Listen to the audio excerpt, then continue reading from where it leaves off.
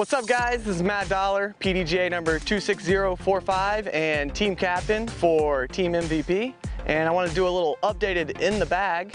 And today we're going to start with the Overstable drivers and work our way down to the mid-ranges and putters. So let's go.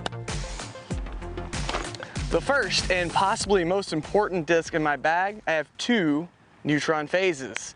These are both board flat. Like, I pick through to find the flattest ones available just because with my thumber, I like to take the big pan movement right to left before it goes back left to right, and I feel like the flatter the better. I also use these for forehand and backhand, so it's one of the most versatile discs in my bag. Moving on down, we have two neutron dimensions. These both come in weighing between 170 and 174. This one is fresh with my new Ring of Dollars stamp. This is the one I've been throwing for a while. They're very overstable at low speeds. At high speeds, if you put them on a good angle, then they will fly before coming out. So if you have a lot of arm speed, then this disc is not going to be massively overstable for you. But if you have any less arm speed than me, it's going to be massively overstable for you. I find this just to be very overstable, but it's so fast that it just gets where it's going, and the dependability in the wind is second to none. So that's why it's one of my favorite, if not my favorite, long-range driver. Next, we have two fission photons. This one comes in at 174 grams. This one comes in at 169 grams. This one is overstable, brand new with a Ring of Dollars, and I love it. It's just a little less stable than my dimensions, but if I get it out there on a little bit of anhyzer, it will hold very nicely before always finishing with a fade. Meanwhile, this photon has been in my bag for 3-ish months, and I've definitely seasoned it. I like to throw it backhand hyzer flip, but I also really like to throw it forehand hyzer flip. So this is the disc you'll probably see me throw the most forehands with. I definitely get the most distance out of this forehand than anything I have. Speaking of forehand, this is the other disc you'll see me forehand a fair bit, and it's the Neutron Wrath. Really flat, speed 9 driver, just super controllable with a dependable finish. I find the Neutron Wrath to be a little less stable than the Proton. I'm able to put a little bit of angle, it holds a nice turn, but then has a reliable fade at the end. The Proton is definitely more overstable, so if I throw it the same way, it's gonna just do a nice little S-flight. So I like the Neutron because it gives me a little more variety in the shots that I can use it for. I'll also throw this for thumbers every now and again when I don't need it to be super long and I don't need it to be super tight. It's just a nice, easy 200 foot, 250 foot thumber disc. So I will use that from time to time. Last two drivers in the bag are my understable drivers. First we have the Streamline Lift in the Cosmic Neutron plastic. This is a new disc in my bag and it is amazing. It's not as understable as the numbers quite make it out to be, I find. It really has a nice overstable finish at the end as long as you don't put an extreme anhyzer on it. I haven't really tested it too much forehand, but it's really become a go-to fairway driver for me backhand. Now to complement the lift, I have this very beat up Plasma Insanity. I've been throwing this one for over a year and it's very understable. Even for an Insanity, it's very understable. I believe this one actually weighs about 167 grams. So I really like this for rollers. If I'm ever forced into a situation where I have to throw a tomahawk, which I'm not a huge fan of, I throw lots of thumbers, but not tomahawks, I will throw this for tomahawks in the woods. I definitely know where it's gonna go, even though I don't get a lot of distance out of it. That's gonna conclude the drivers. We'll move to the mid-ranges. Starting with the most overstable, we've got the Neutron Deflector. So I threw the original Neutron Deflector that I received for over a year until I stuck it in a tree at the Santa Cruz Masters Cup on top of the world and never got it back. I put in this fresh Neutron Deflector and wow, I forgot how overstable this disc is. It is amazing. My home course has a lot of par 4s in the open and I definitely like using this for all the approach shots because it's just so consistently overstable. So to complement that, I've got the new Pyro, and the Pyro is amazing as well. While it still has the very overstable finish like the Deflector, it's much more throwable.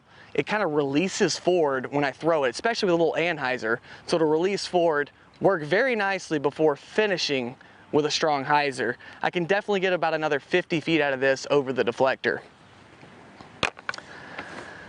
Then you have my favorite mid-range, the Electron Vector. So I'm currently working 2 Electron Vectors. I've got this one that's been in the bag for probably close to a year. And then I've got this one, which is brand new. So this one is much less stable than this one. However, even the brand new ones, I find if I put a little anhyzer on it, it'll just hold that turn until the very end while it tries to flatten out. This one is beat up as it is. It's got a little bit of warp at this time, but I don't feel like it flies any worse because of it. And honestly, I'd like to beat it up even more and make it even more right turning. Because like I said, it's my favorite mid-range. I want to have as many varieties of that mid-range as possible. So Electron Vector, if you don't have one, I'd suggest getting one. It's basically my tunnel shot through the woods, or if I just have to believe that I have to hit this gap, this is what I'm throwing. So now I'm going to move on to my putters. If you followed me at all, then you know I am a huge fan of the Envy. So my throwing putters, I have blank Neutron Soft Envy. This one comes in at 171 grams, and it's pretty fresh to the bag. I just love the Neutron Envy. I'm able to throw it with hyzer, and it only moves on a left angle. However, if I throw it with anhyzer, it just works out the flat very nicely. I think it's one of the furthest flying putters of all time, and I think it's probably the most trusty putter I've ever thrown. Now I have a soft Cosmic Electron Envy. And this is a new addition to the bag as well. I mean, it's still just an Electron Soft Envy, although I feel it might have just a touch more stability in the Cosmic Neutron plastic. So I'm really liking this for up shots where I want to kind of hyzer flip to straight, because the Electron plastic is definitely less stable than the Neutron plastic. So this makes for a good stand up and straight shot, also for short approaches where I'm too close to throw the Vector.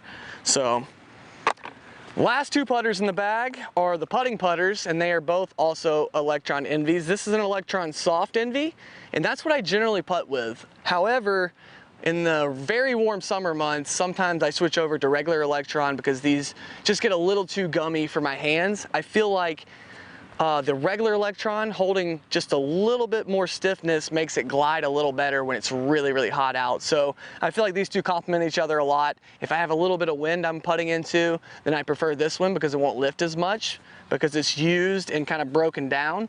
This one is held its shape great because it's brand new and a little bit stiffer, and so it has a little more lift. So if it's a longer putt, then I would prefer to use this. So I'm Matt Dollar, and I really appreciate you guys watching my In the Bag with Team MVP Disc Sports.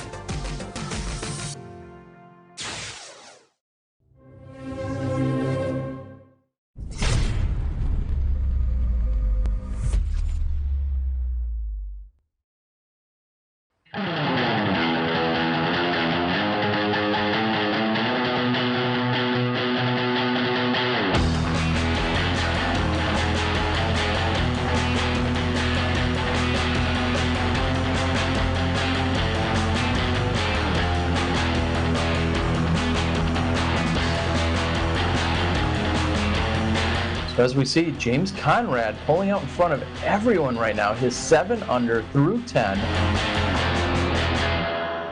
I'm going to say this now. If James Conrad makes this putt, James Conrad has won the tournament. There's not enough trouble for him to find in the last few holes. I feel like he can play it out relatively safely. If he converts on this putt, the MVP Open champion will in fact be James Conrad. That's my call.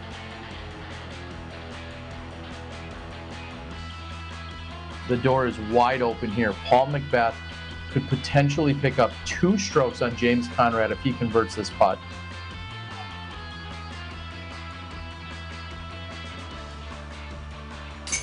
Oh my. We have a match here, folks. Paul McBeth with the birdie on hole 14.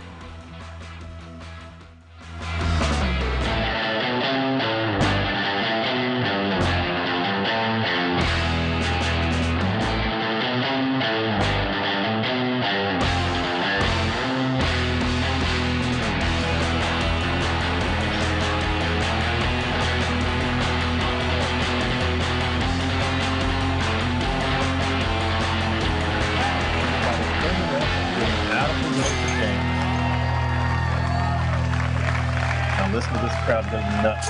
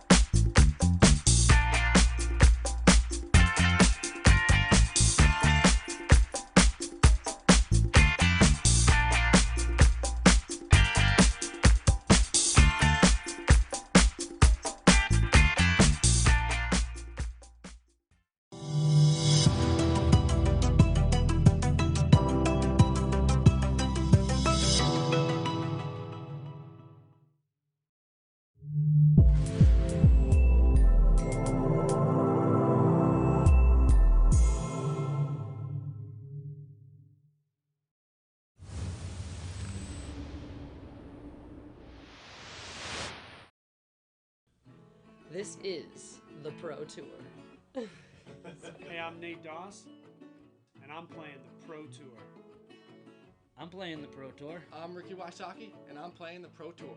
This is the Pro Tour. I'm Paul McBeth, and this is the Pro Tour. I'm playing the Pro Tour. I am Kale Aviska. Dustin Keegan. I'm Big Germ, and this is the Pro Tour. Say it better like you, say it more like you. This is the Pro Tour. I'm Sarah Holcomb, and I'm playing the Pro Tour. I'm Eric McCabe, and I'm playing the Pro Tour. I am the Pro Tour. I'm Will Schusterick, and this is the Pro Tour. How's that cheese? Oh, this is gonna be good.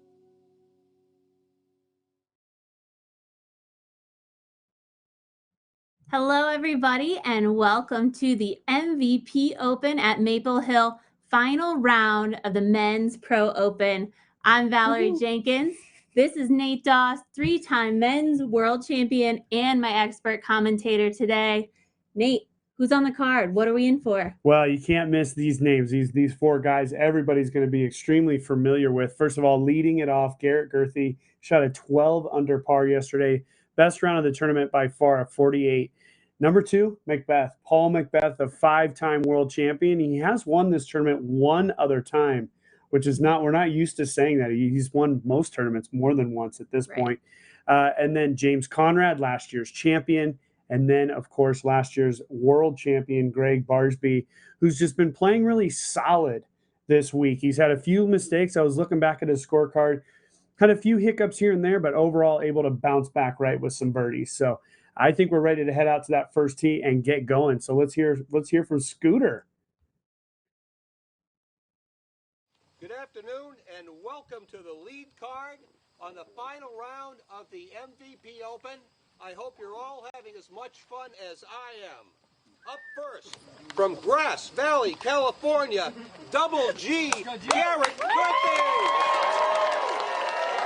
And it's interesting to hear that, Grass Valley. I thought he was calling out Gregg Barsby for a second, but Garrett is claiming Grass Valley as his home now, but originally Florida boy. Yeah, I mean, Garrett really is representing Florida. I think the Grass Valley is purely just where his mailing address is at this point, as he is traveling with Jessica Weiss. And look at this bomb. Garrett Gurthie, the biggest arm on tour. And look at that. I mean, are we in the distance competition right now? Seriously. Incredible stuff by Garrett. Just going to be a chip. From Huntington Beach, California, Paul McBeth. And interestingly enough, Paul McBeth actually living in Virginia at this point. So I think it's just all the mailing address is really where it comes down to.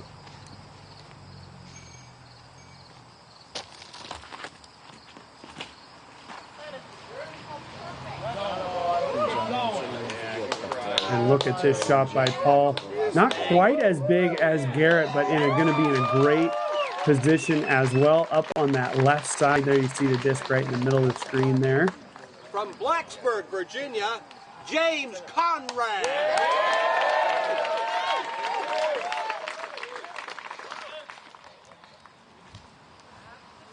Now James has got a big gun himself, one of the bigger throwers also. We expect to see him way out there.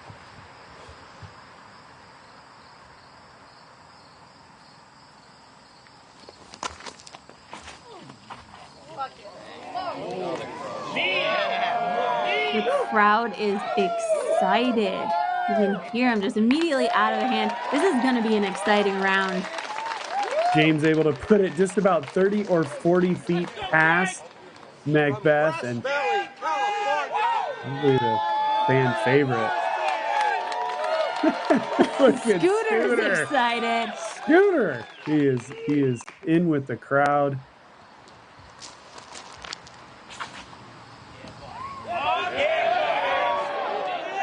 And such a smooth release from Gregg Barsby, turning it over, crushing it out there. Beautiful shot and even gets the roll. Wow. We're off to a great start. All 4 players are off the tee pad. We are going to catch up with Terry Miller with special guest Jeff Spring. We're going to wait for the huge crowd to clear, and we're going to head over in just a second. Disc golf? Hello, everyone, and welcome to the final round. Terry Miller, the disc golf guy, and joining me now is our new disc golf pro tour director in Jeff Spring. Jeff, congratulations, first of all, as you transition in this amazing role. Let's quickly talk about what we just saw off the tee here. The gallery, the crowd, everyone, I can hardly contain myself. Yeah, there's an electricity in the crowd, not unlike past events here at Maple Hill. It's one of the best venues in the sport, Terry, and those were some of the biggest drives I've ever seen. Yeah, James Conrad actually threw so far that when the cameraman turned around after following, he just said to me, wow, like, we've seen some big shots out here, but that was incredible. Very tight battle, just a few strokes separating all these guys. Do you dare make a prediction here, Jeff? I'll stick with my original prediction before the week started, which is back-to-back for James Conrad, but this is why we play the game at these high-level venues, to see it unfold in exciting fashion, and I can't wait to be out there today and just see it unfold in front of our own eyes. Well, it's going to be incredible. We have 3 guys that have all found a way to take down McBeth at one time or another. Yeah. Some are saying he's the hot ticket because he's coming off the World's win. He took last weekend off, and of course you can never count him out, but again, 3 guys that found a way to slay the beast at one time or another. Yeah, we were joking before, this is the McBeth Slayers card. You know, Gurthie got him earlier this year. Of course, James got him last year here. And then Barsby got him at Worlds last year. So it's really anyone's game. And don't forget about the local hometown kid, Simon Lazat. He's from Germany, but he resides here. All right, well, we're going to cut things short for now. We are going to check in with Jeff throughout the week, or sorry, the rest of the broadcast, I should say, kind of find out a little bit more about what's going on with the tour. But now let's get back to the action here at Maple Hill. Thank you. And we are back. Thank you, Terry, for that. And I'm just watching those guys do that interview. Those were our 2 co-commentators this year, right, as we were able to cover a lot of tournaments earlier in the season. Had Jeff Spring fly out from Vermont to help us out. We got to do live commentary with Terry Miller at the Portland Open. So great to see those guys on camera again together. And we've got our players stepping up to their drives. Finally, those were some bombs off the tee pad. But first, to throw his upshot, we have Gregg Barsby. Yeah, interesting perspective talking about the McBeth Slayer. I mean, I don't really look at it that way. I mean, if you were to look at McBeth's record against all 3 of these guys, and Barsby getting just a little bit lucky there, you know, McBeth's way in the plus column against all 3 of these guys. But yes, recently these guys have won some events that Paul has been at. But overall, McBeth is by far the hottest player of the entire year. And I think if Vegas was putting money on it, he would obviously have the best odds. And here's Paul. Aggressive shot. Ooh, and hitting the top of the wall. Nice. Very, very fortunate, but nice and aggressive. And the other thing I took away, the cameraman talking about James Conrad's shot. Gurthie's like another 40 feet past James Conrad. It's unbelievable how far Garrett Gurthie throws. It's crazy. I know this will be fun today, watching those shots where it's all about that big booming drive. When we get out to 11, when we get out to 12, those shots where he can just unleash. When we get out to 16, 17, 18. But we're also going to see him maneuver through the woods. He's at the top of the leaderboard, so he's been good in the woods so far this weekend. And there's James Conrad just smoothing that Anheuser shot right under the basket. And we're going to check out the jump putt opportunity from Garrett Gurthie. This is going to be such an advantage on this hole. Yeah, Garrett throws a sonic on these types of shots. It's nice, little controllable, more frisbee-like disc. You have to pay Whammo 10 cents for that? Probably. And he's controlled that perfectly. This is the best we've seen any combination of players play this hole so far. One is one of the more difficult, but the energy is really up right now. Look at the size of the crowd. These guys are all very comfortable in these positions as they've been there before. James Conrad just a year ago, 365 days in this exact same position in the final round with Paul McBeth.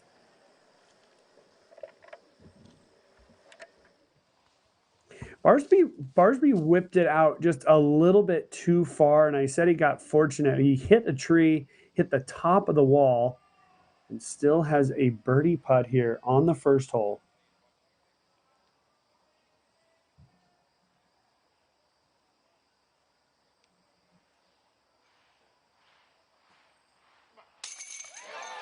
Oh, come on now.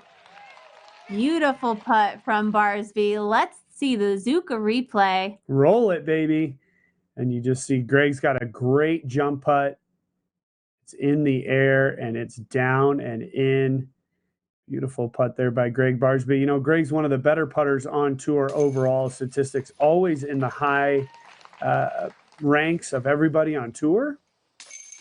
And we've been seeing a lot of Barsby's big putts and a lot of these commercials that were rolling through the weekend. So that is one thing that stuck out in my head. I knew he was going to make some exciting shots, and just like that, right off the bat on hole one with a huge putt to save birdie. So there we go. Star frame on hole one. Boy, these boys are off and running. No problems there. But let's take a look at hole two, 350 feet straight away. We've talked a lot about this hole. The guys have been getting it quite a bit, getting a lot of birdies, but really it's not as easy as they've made it seem. That rock wall OB the entire way on the right, the big bunker of trees on the left as you move up the fairway. You know, one of the things that I think really this hole's been playing slightly easier is due to the low wind conditions.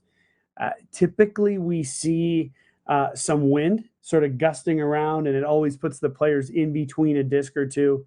But for the most part, we've seen guys just be able to step up and pure one straight 350 away. It does play slightly uphill, so you don't see a lot of mid-ranges, even though that number would say that maybe they would be throwing a mid-range disc, maybe a a rock, a buzz, something like that. Of course, there's many others, but let's see what we've got. Maybe Garrett Gurthie will throw one up there for us. That was interesting. I was going to ask that exact same thing, because seeing that number and knowing how far these guys can throw, I expect the mid-range shot, but we will see what the disc choice is. And we can see just a little farther up the fairway. There are just crowds growing on all these cards, and you can see the crowd just creating a stadium around hole two's green, waiting for these shots to come in. And a lot of the people that were up on hole one just migrated right over to hole two, which the tee pad and the basket are only about 150 feet away. So it's an easy migration for there. We saw a lot of people go down and follow them on hole one. There's also a large crowd, and they call themselves the 8 holes. They're on hole 8. They've put themselves there. Then they move over to 14. And by the time we get to 18, this crowd will just be absolutely huge. And of course, it's always going to pump up the players on this card, but it can also be very distracting. If you're on the second card, third card, even these guys playing on hole 6, which is just over the rock hole wall there, it can be distracting. You know that the spectators aren't even thinking about the other cards. They're excited about what they're watching in front of their eyes. Here we go. Look at this Garrett shot. Taking a roller. This is what? And he gets through the low. He's going to go long of the basket. Are you kidding me? Over the years, Val, I've seen rollers, but that one got all the way through. He's going to have a 40-plus foot putt coming back to the basket. Interesting. Yeah. A lot of guys like to throw the rollers to, again, avoid that rock wall, but there is a gully there that you have to jump through, and Garrett just popped over it perfectly today. And the bridge to miss, there's a lot of rocks that are embedded into the ground. So there's a lot of things you could hit on that roller. Mm-hmm. And whipping it over. Oh, that's money for McBeth. That's going to be a drop-in birdie putt. You could just tell right away, bending in front of that big bunker. And that's just textbook right there. This Yeah. is a straight shot, but you have to manipulate the disc. So cranking it over, it was stable enough that it just held that line. It didn't peel over. There was no risk of it going over the rock wall.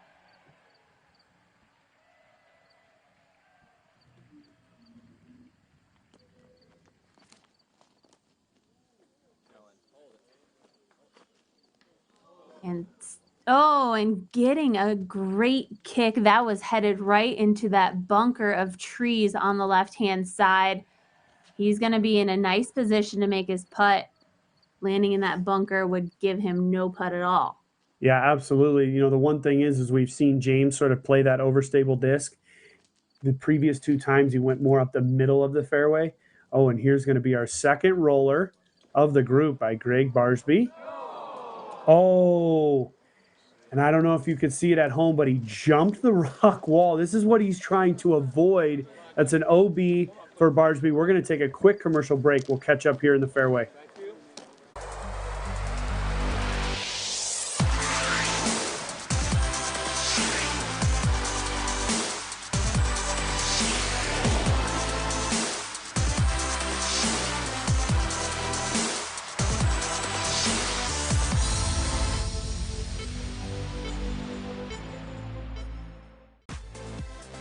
Zuca is now producing limited edition color choices. Zuca can add custom embroidery to the front and/or sides of the bag.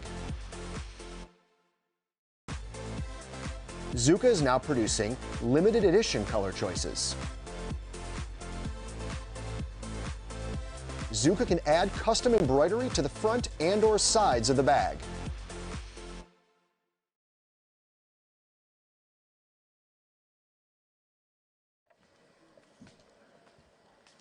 And back in the fairway, it's going to be James Conrad up first.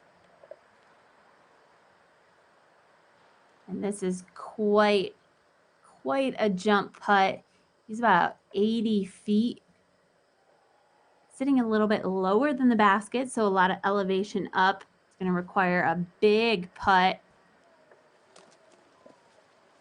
Just a little too much. That'll be just a tap in for James as his arm reaches halfway to the basket anyways. Yeah, exactly. And Barsby's, I'm sure at this point, just going, how in the world? You can see him kind of waving his hands around. Yeah, look, you can see it in his face. He's just frustrated. You know, again, he's playing the roller to avoid the rock wall, trying to use it all to his advantage. But he just hit a rock at the perfect angle, the perfect speed, and popped right up over it. Still a makeable putt here for Barsby. It's uphill the entire way, so he's just got to give it enough speed. No worries about going long.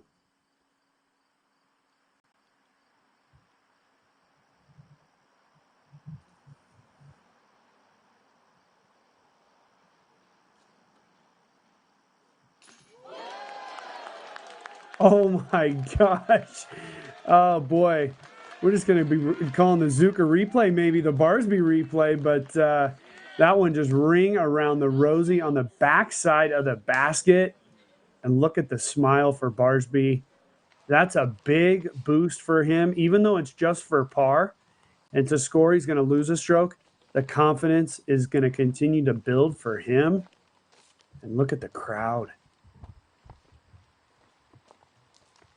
This is a tough position. He's 40 feet long of the basket, but you have that tree and those low branches now to even think about. So let's see if Garrett can dial this in. It's going to be more of that straight shot. Yeah, and with that high putt that he has, that makes those putts very difficult when there's a low ceiling. So going to be just a par for for Garrett.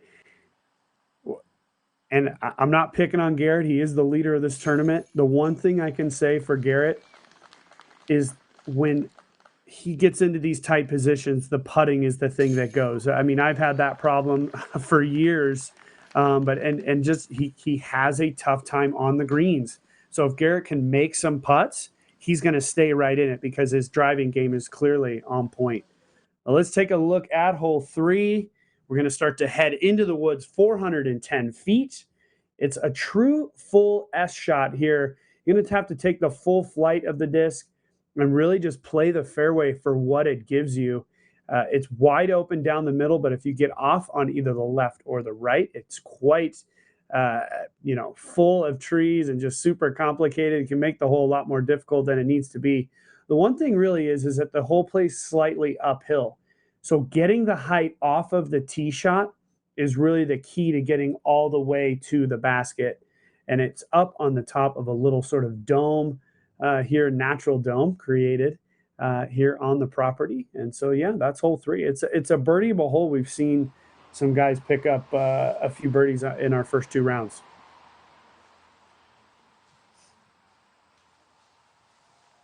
And great point about the height.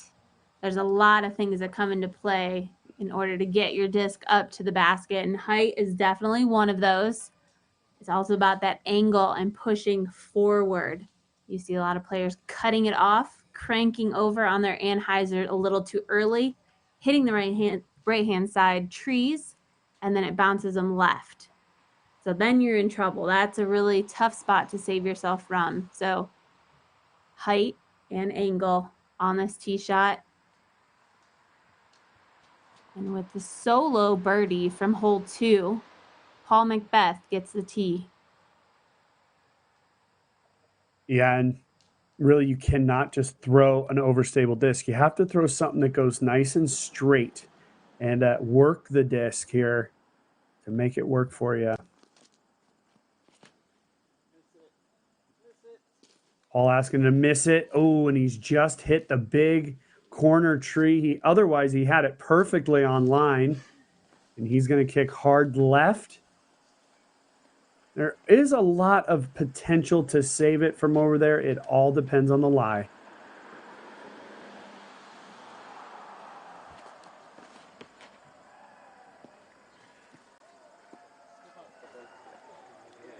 And Garrett having to go with that overstable disc and taking the big skip, got clean up the hill.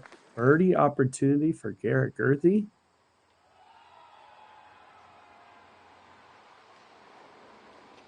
I think the one thing you'll notice, McBeth, Conrad, and Barsby are going to pretty much play the course the same for the most part. Gurthie will throw a lot of different looking shots. Just has so much power, so easy.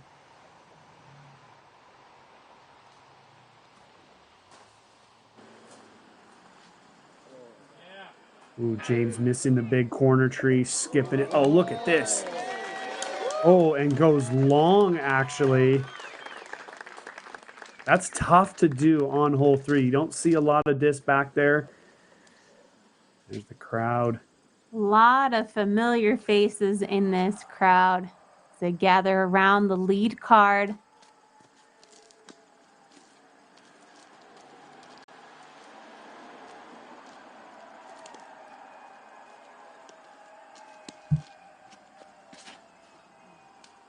Oh, and Barsby yanks it immediately, and he's come down short of the rock wall.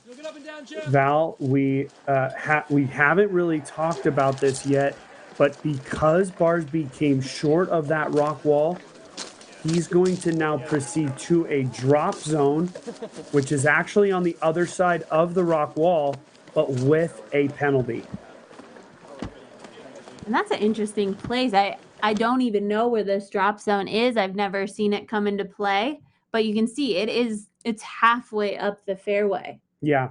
You know, that's a really, I think, beneficial drop zone than you see in most places. Normally it's a very risky drop zone. I would imagine it would have been the white tee that the women are That the playing, women play from, yeah. or even the red or blue, Yeah. anything outside of that. But we will see in a minute where that drop zone actually is. And here it is. Really, it's a very favorable drop zone. Even though Gregg is losing a shot here, this allows him to just throw a basic hyzer. Interesting, really, the way that this has been set up. It's maybe more for a speed of play thing than anything. And it needs to sit. Oh, that was a nice route there. So that'll be Gregg for bogey. Really not much to talk about, actually. Well, let's take a quick commercial break, and we'll be right back with the guys in the fairway.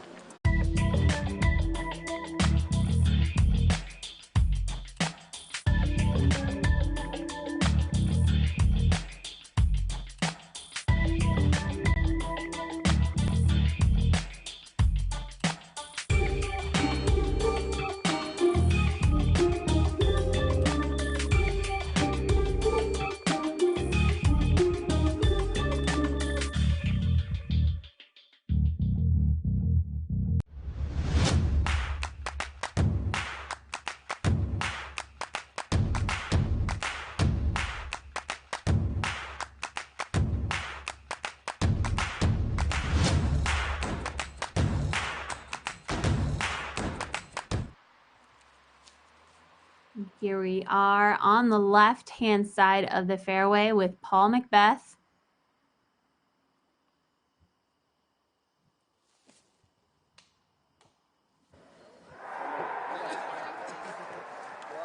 Wow, Paul getting all the way through. 3 discs on the backside of the basket. We haven't seen a single disc on the backside of the basket. But do you hear the crowd? Oh yeah, I hear them. It's Now, hard not to. We saw them all this morning. They call themselves the 8 holes. It's the group of people that have been on hole 8 since about 7:45 this morning, cheering on each and every one of our competitors that comes through. But I'll tell you, if you're a golf fan, and I am, obviously, this reminds me of Augusta National, just hearing the roars coming through the woods, coming through the maple trees.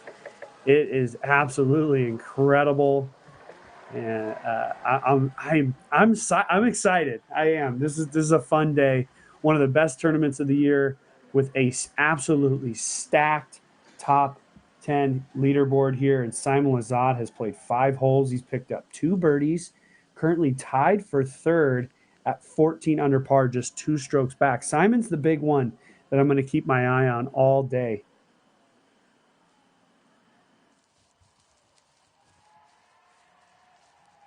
Paul McBeth did make his way all the way up on top of the hill and starting to crest down. So he's got a big putt to save his par.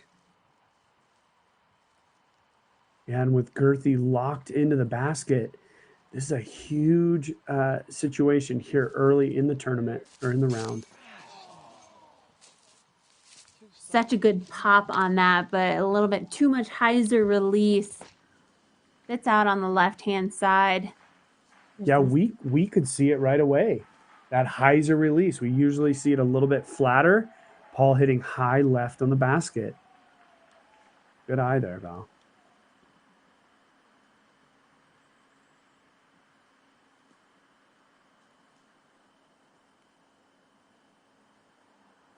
James Conrad needs every chance he can get.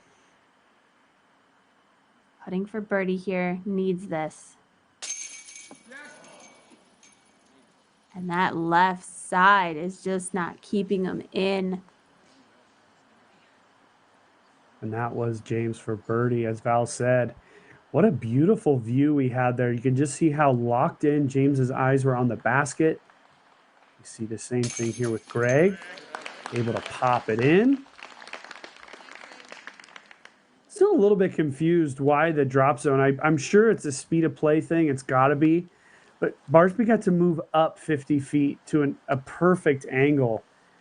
So good on Gregg for taking advantage of that. I'm still a little bit confused with why that's the rules here on 3. And there we go. We've got Garrett Gurthie dropping in the solo birdie on this hole. Going to pick up 2 strokes on McBeth and Barsby. And just 1 on James.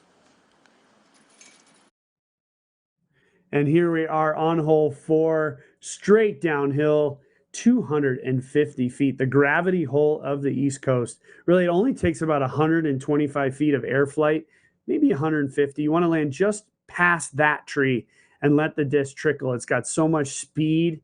It really is just going to, the ground play is going to take it right on down to the basket.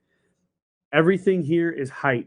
If you got it too high off of the tee, throwing too straight, you're going to bring that back wall into play, the water long, which is out of bounds. And so it's a birdie opportunity for all of our competitors. It's sort of interesting, these first 5 holes, you want to try to get out and pick up some birdies. When we get to 6, 7, 9, 11, these are all so much more difficult. Interestingly enough, from Garrett Gurthie in his interview yesterday, said that he only took a 4 on one of the par 4s yesterday, and that was hole 18. So Garrett feeling very good on the par 4s.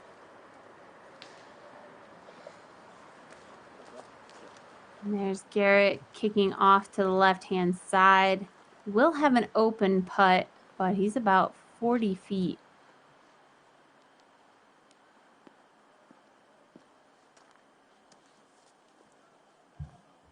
And there's a good view of that MVP Disc Sports banner blocking that hyzer route along with the Mando. Getting some ground play, kicking off the route. He's got a wide open putt from that point. Taking a nice kick into the middle. How does McBeth respond after that bogey?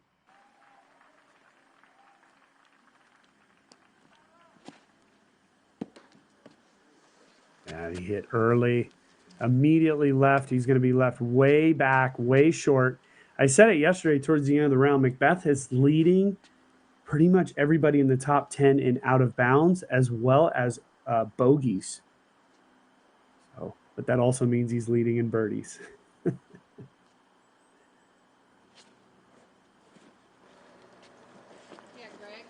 Barsby asking for it to slow down. Yeah. He's got such a good snap on those putters. We're going to throw it to commercial. We'll catch up with them. Oh, wait, no, we have Paul McBeth early on the left-hand side. It's just going to be a few more steps, actually, till we get to his shot. So we're going to keep on the play. Yeah, McBeth only really, he's already at his disc and already lined up to throw his next shot. This is just going to be a big jump putt, just controlling the speed down the hill, playing a little ground play, and plays the ground play perfectly, and he'll have a tap in. Our players are just going to continue to make their way down this fairway. And yeah, McBeth, again, it's one of those things that McBeth has had one of these types of tournaments. He's sort of ping-ponging on the front 9, and then as he gets to the back 9, he just takes off. And he finished on fire yesterday and starts out today with the 2 birdies. Seems like when he gets into the woods, he's been having just a little bit of trouble. But he said it in a social media post earlier this weekend. It's just he's off by an inch. He's been off by just an inch on a few of these, and it's been putting him some really difficult positions. Isn't that the name of the game here at Maple Hill? We see Double G just lofting it up there, not even going to risk throwing up a putt for this one, but we do have James Conrad. He's taking his time. If you've ever met James, he's one of the most laid-back people. In fact, I always ask James, hey, man, what music is playing in your head? Because he kind of just bounces along in life. But he gets onto the disc golf course, and he's extremely aggressive, especially around the baskets. He putted for some ones yesterday that we didn't think he would. And so there's no doubt that he's going for this one.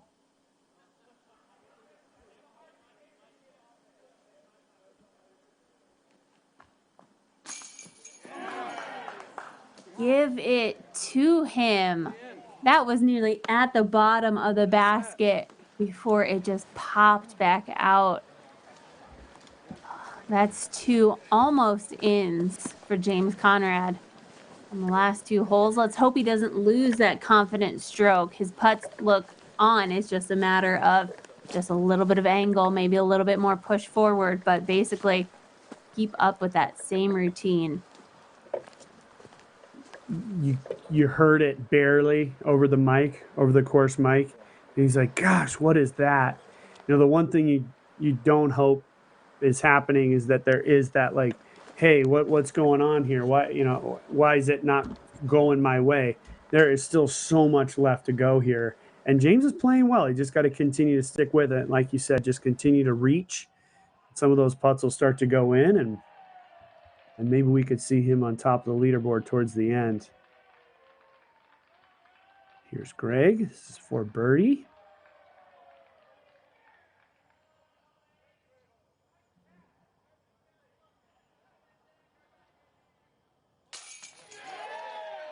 What a great little pop on that.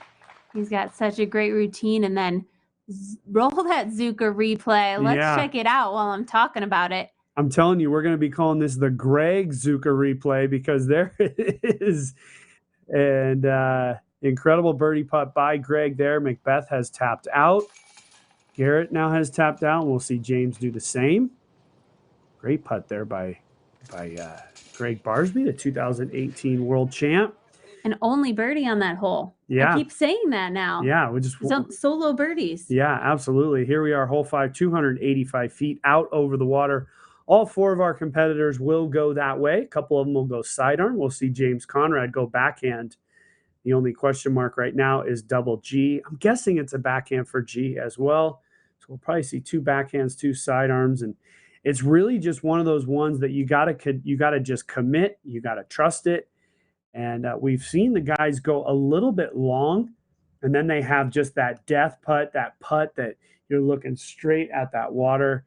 And we've seen a couple of big makes on this hole already on the weekend.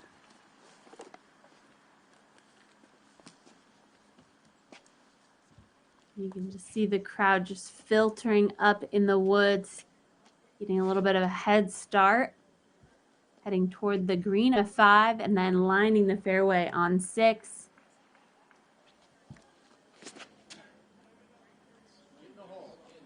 Swing, swing. Oh, and saved by the wall again. Gregg Barsby hits long, hits the trees. Will get saved by the wall. That's going to be a nice angle for his elevated basket putt. Ooh, G's lining up the sidearm here. So G worried more about just getting the angle and getting the speed here. Watching it with a watchful eye. And what a perfect shot. All that angle and speed. It didn't skip at all. So we'll see James Conrad. That's 5 holes we've played. Barsby's hit the wall 3 times. And has already gone out of bounds. So, wow, we could see Barsby a few over at this point, but he's taking advantage of his good fortune. Well, he's won OB twice. He's had wall or OB on every hole. Comes James, slow flex. Oof. He's within a foot of where he's been the last 2 rounds that we've watched. Yeah, I feel like he might. It's just a weird angle we were looking at. He might be just a little further. I couldn't tell because we couldn't see the flags, but either way, that's the death putt we've been talking about.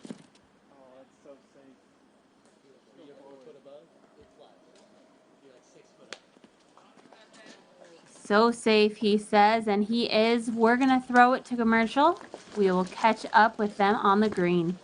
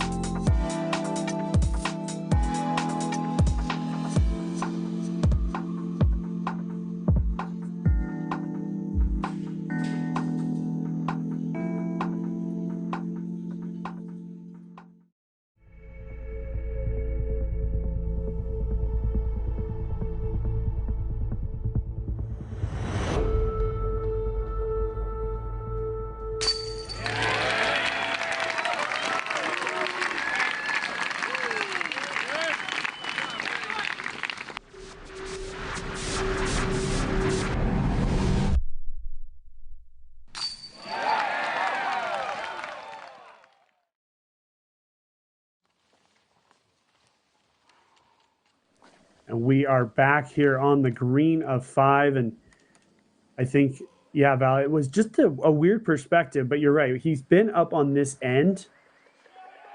This right here shows you where James Conrad's mind is. He's 40 plus feet away, looking directly at water. I'm holding my breath for him. Hopefully he's breathing.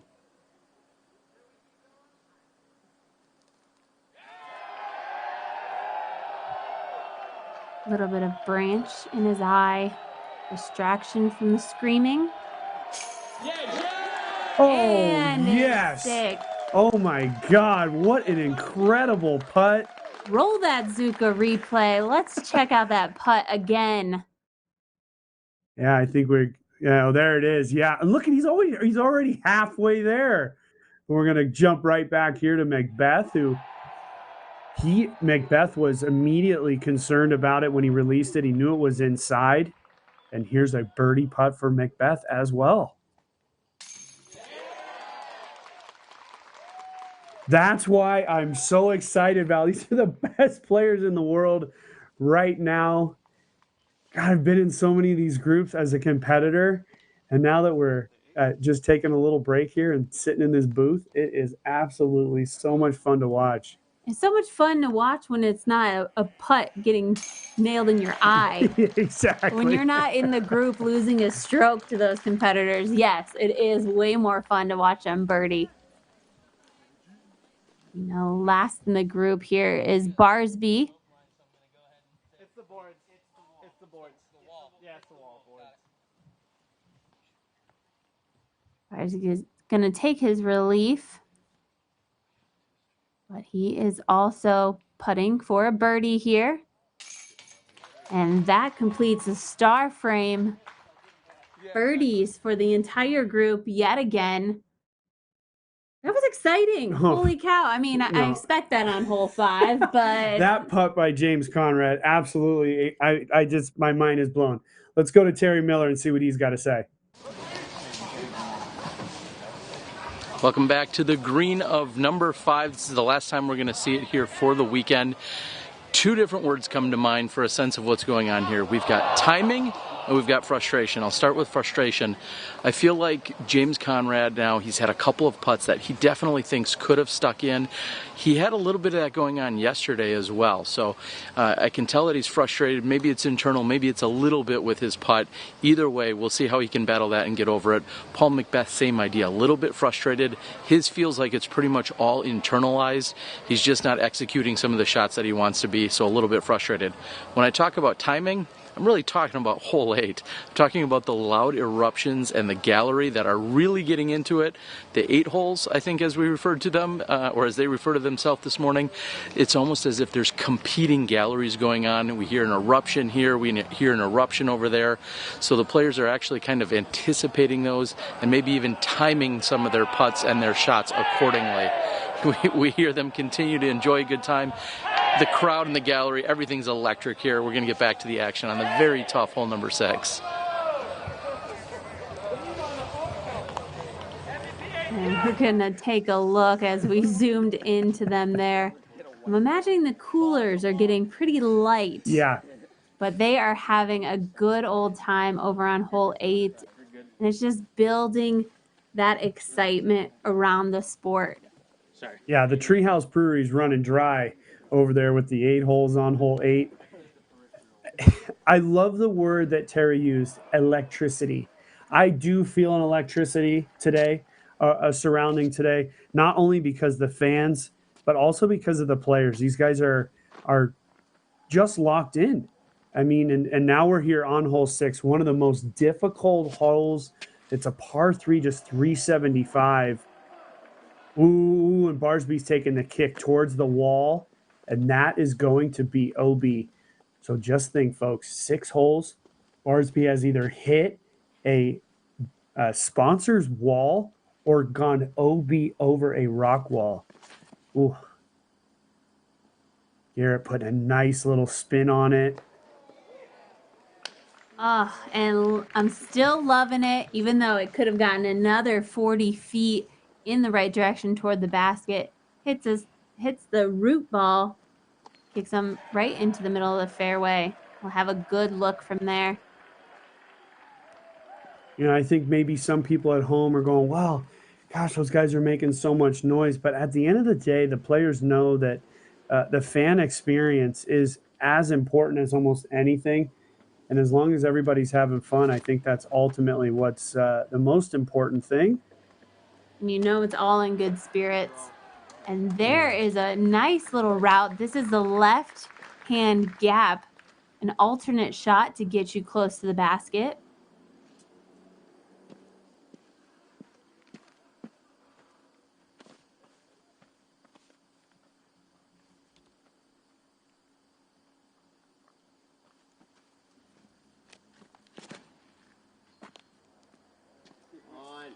Oh, I'm lucking this.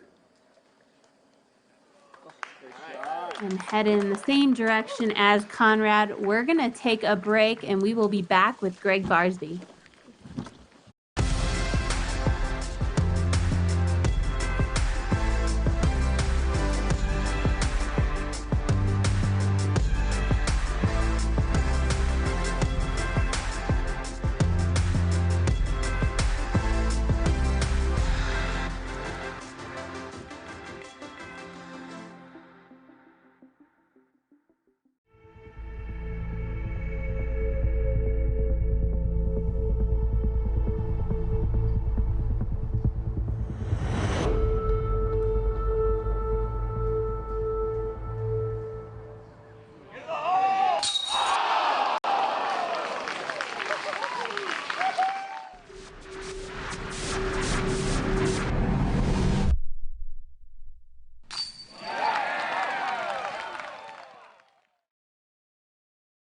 This tree just landed.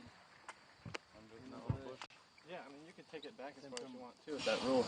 True. So if we spot you here, you can go wherever you want. Yeah. Okay. Cool.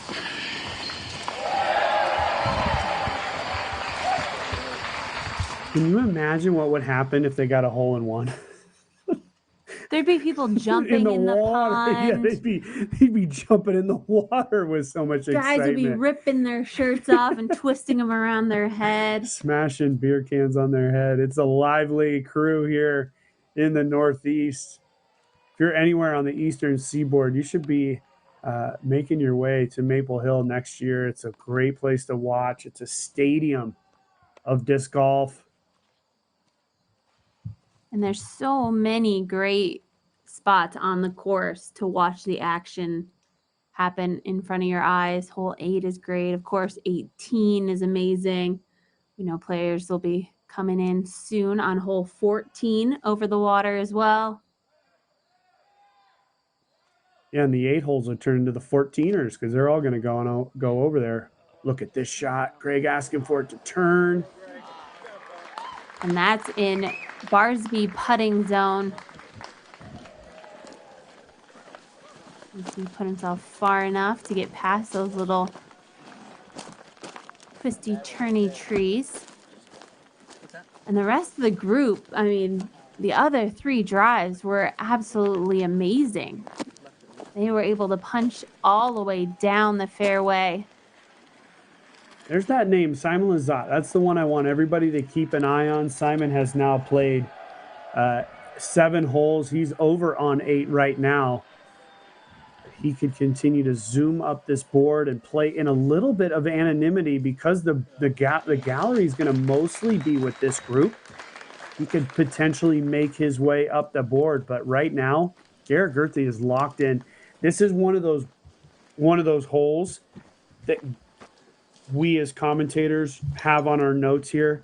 Got to get past 6. You got to get past 9.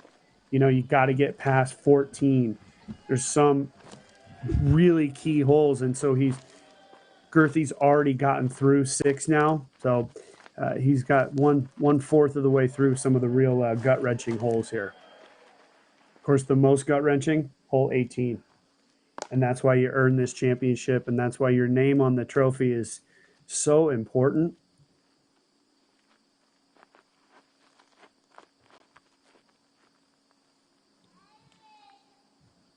James is lining this up. See this other shot. Look at the intensity in James Conrad's eyes. It is unbelievable. He is locked in. Yeah, he was looking at a small gap there.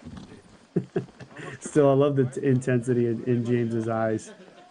I mean, and knowing that he's got to go for putts.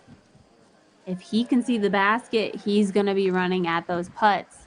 It's what he needs to do to keep himself in this position.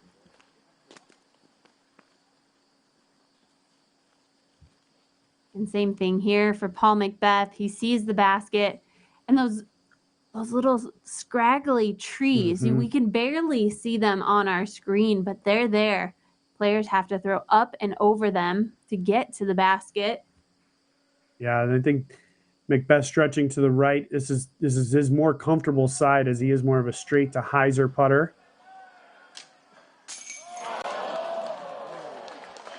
And catching a little bit of those scraggly trees, as I was mentioning.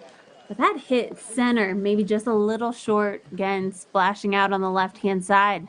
Yeah, you heard that click right before it hit the chains. The branches just to Barsby's, from our perspective, left is what Paul hit and still almost went in. At this point, it's all for nothing. This is Gregg for bogey, as he did go OB. Able to sneak it in there. See that? You see his head going back and forth. He's just like, come on, man. Had I not thrown out of bounds 3 times at this point, I'd be pretty much tied up with Gurthie or 1 stroke behind him. Yeah, and he's been on the Zuka replay a few times already. Right. But at the same time, he's had a lot of errors. So he's playing very good. Sitting at 13 down right now. James Conrad able to throw in that for his par.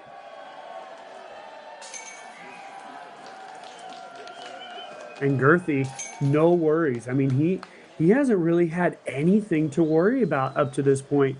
Let's take a look at hole 7. Hole 7 sponsored by Savage Ultimate. Thank you, Savage Ultimate, for your support. 370 feet. Essentially, it follows the track of this road we're flying down. And really, for the backhanded player, throwing a straight flip up, finishing left, right through towards those porta potties is really the ideal shot. The best opportunity to make a putt is from that left side. And at 370 feet, you might be thinking, well, man, why aren't they throwing sort of mid fairway drivers? It plays uphill. So you got to actually throw a little bit more high speed through just a 12 to 15 foot wide gap. That's why these guys are the best in the world. And why a birdie is even in their minds is because they prepared themselves, and it is possible. We've seen it many times. It is, and this is a beautiful shot to watch when you do hit that gap. And it is such a power shot that you have to put all your trust into that disc and the line that you're releasing it on. It's always a little deceiving with the depth perception. You feel like you've passed some of those just key trees that you see on the left and right as you make your way down the fairway. So sometimes you can get that last kick when you feel like you've already passed the basket, or passed the trees, excuse me. And we've got quite a crowd out here, and players are waiting for that crowd to move up the fairway.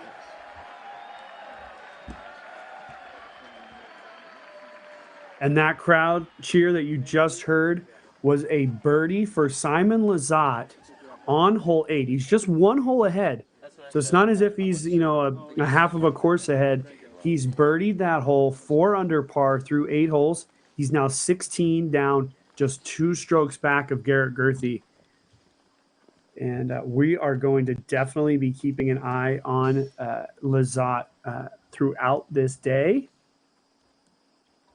This is also one of those pitfall holes for Garrett. Ooh, taking a bounce up to the right. He's gotten off the main fairway, but it's possible that he ends up with a little sidearm upshot just to play it out and around.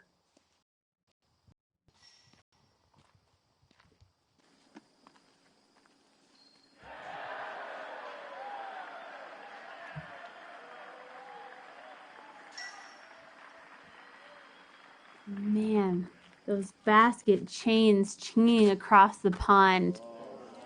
Miss him. Oh, let's Miss him, see. Keep going. And Good shot, just James. pures it on the right-hand side. He'll be down. It'll be interesting. I mean, if James Conrad, he sees the basket, he's going for it. Oh, yeah, there's no doubt. Just give him an inch and he'll take a mile. You know, the thing is, he got so far through, he might actually be in the woods beyond the pin on the right side. Could be kind of stuck up there, but let's see what McBeth has.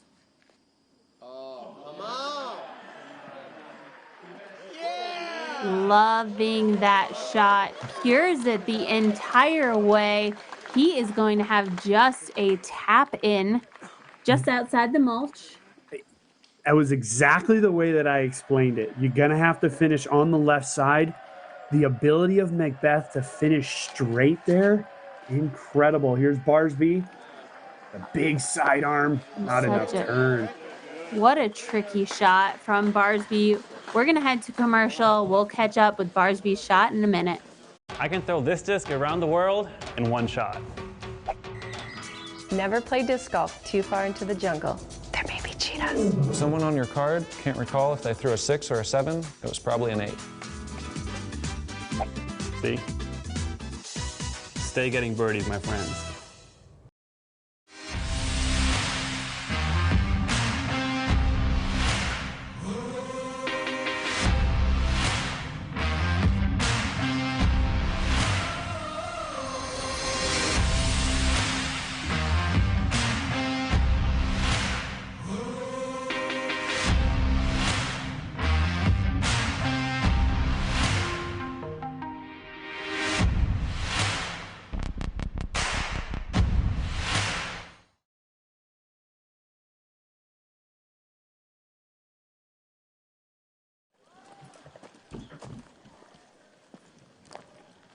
And we are back on hole 7.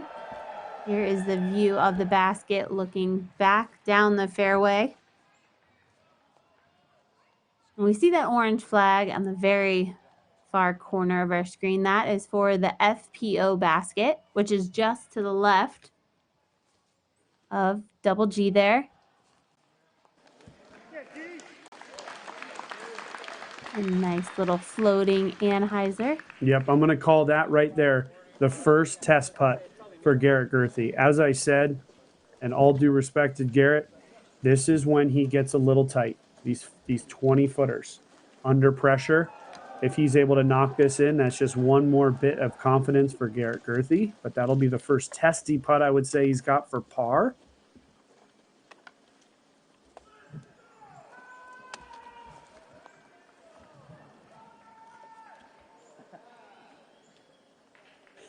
Now they're just yelling. Yeah, it's so clear that Barsby can hear what they're saying. You got a little chuckle.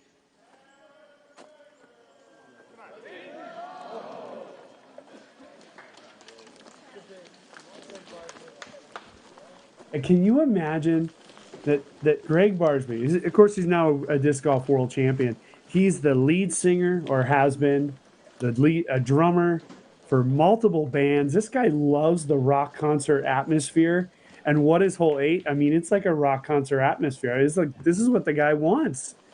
It's unbelievable, So this is where we're going to kind of figure out where James Conrad ended up. Yeah, you can see the view we have here.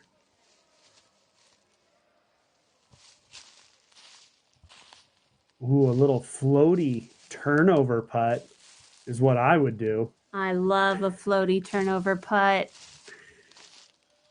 Had many of those in my day. Let's see if James has one of those. I think that's going to be the best thing for him. Just put it up on an Anheuser and let it float right back into the center of the chains. You see, he is lining up that shot, but just a few little branches sticking out. So you got to just make sure you pop it up on the most open line.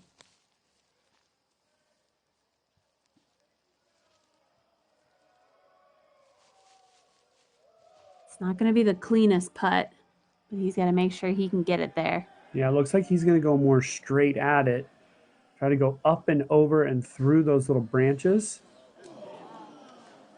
Don't try this at home, kids. I mean, an amazing player like James can hit putts like that, but man, on my worst day, I hit that tree in front of me. I roll back down the hill behind me, but James Conrad, he knows he can hit putts like that. Do you think that Garrett's nervous? He's got a 5-time world champ taking a picture of him. That's Are Paige you talking Pierce. about Maple Hill Open champion? Yeah, she's got both of those now. Looking calm and comfortable with his putting stroke. Double G is able to capitalize on that, saving his par. Yeah, and he passed that first test. That was the first big test for Garrett. Passed it with flying colors. Nice save there for Gregg. We did get a zoom in on this. A titanium undertaker is what Paul McBeth was able to park this basket with. So he just throws in his birdie. And then we're going to have James Conrad in for his par in just a moment. There we go. A little shift in scores there. And we are heading over to the exciting hole here. The 8 holes, if you will. Hole number 8, 320 feet. Nothing in the way. We talked about it this morning. I think it's one of those things you got to take advantage of the slight slope up behind the basket. The little goalie just to the left, in line with the white banner there on the left, is really the goalie you want to be in. It's only about 15, 20 feet up behind the basket. One thing to take note of, Paul McBeth has bogeyed this hole both times. Look at the crowd. And the ringleader is right there in the middle. He's been giving out snacks to the players all day long. So he could just be on a sugar high right now. We see. And that is Sam Henderson right there in the middle with the shaved head. Never met Sam. In all the years that we've been out there, Sam might be a new character to the scene, but he is bringing life to hole number 8. And the troops are rallying behind him for a good time. Yeah, so back to the play on the course, we have seen McBeth, as I said, bogey this hole both of the first 2 rounds. The first round, he didn't even get to land. I'm not sure how it happened yesterday. But that could be something to take note on. There was some scoring updates on UDisc. Simon Lizotte, they put a 4 up for him on hole 7, so he's at 15 under, tied with James Conrad. Garrett Gurthie is 1 stroke ahead of Paul McBeth.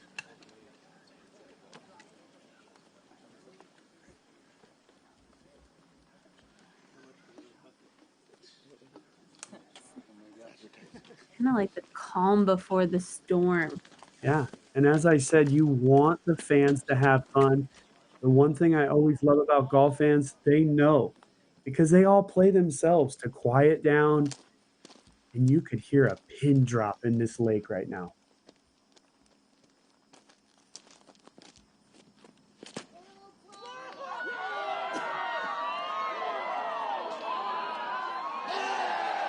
My goodness. Making the land by 1 foot and sticking in. Paul, I have no doubt he was holding his breath. As you were mentioning, not the best hole for him this weekend, but able to make it safe this time. Garrett Gurthie.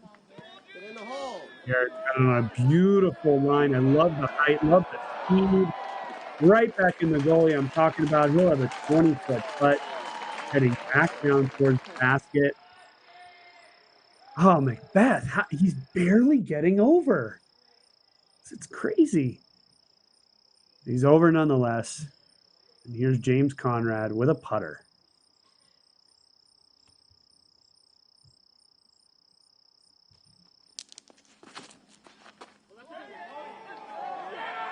Got to get up. It's got to get up. And it has not gotten up. Otter runs over. And it is OB. I'd be taking a provisional if I were him. It is a little swampy. I'm not sure if there's an exact line. This would be a good time for that provisional play.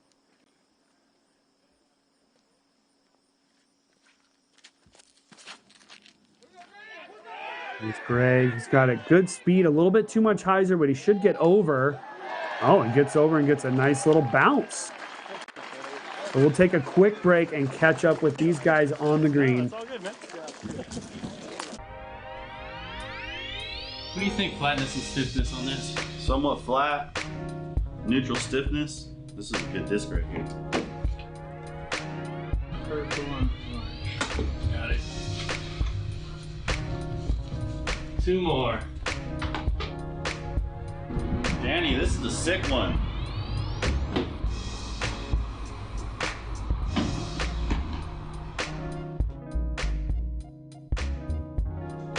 Dude, I gotta get through all these today. Cheers to a good day, gentlemen. Cheers. Ooh, Yeah, that's good. It's a hard day. That's great.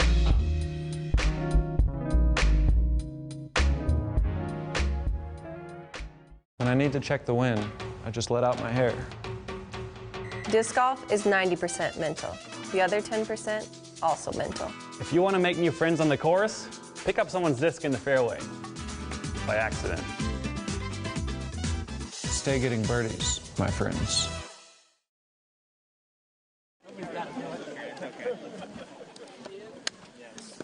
So as we come back live, we see James Conrad at the drop zone.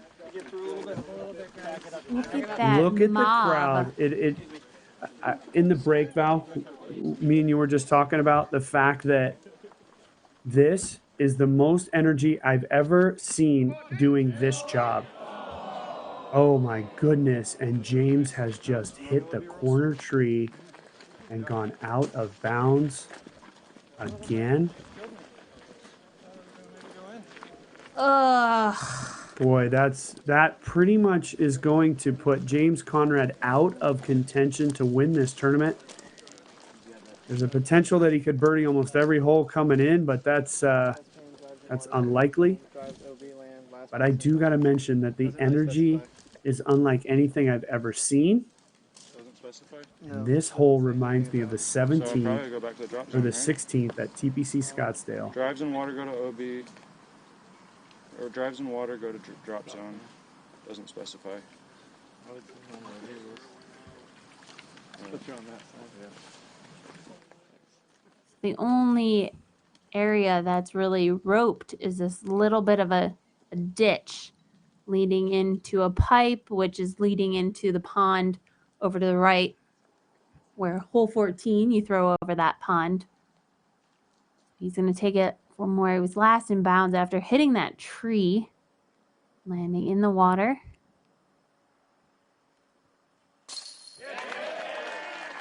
And that is to save a 5. Like you said, big error. It's going to be dropping him down there, now tied for 6th place. Yeah, and 5 strokes back of the lead, and Garrett could make that. Garrett can make that 6 at this point if he's able to tap this in. So far, I've been impressed with Garrett's composure. He showed a lot of poise here. Another tester putt. The problem with being the leader is that everyone counts. There it is. Look at Garrett confidently, quickly stepping up. Look at him having fun. Get that crowd going, Garrett. You deserve those cheers. He wants noise like Gator Nation back in Florida. And if you're watching in Florida, Garrett Gurthie is putting on a show.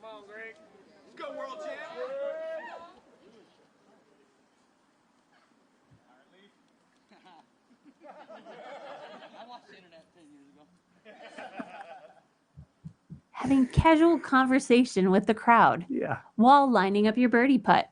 This is Gregg Barsby, folks.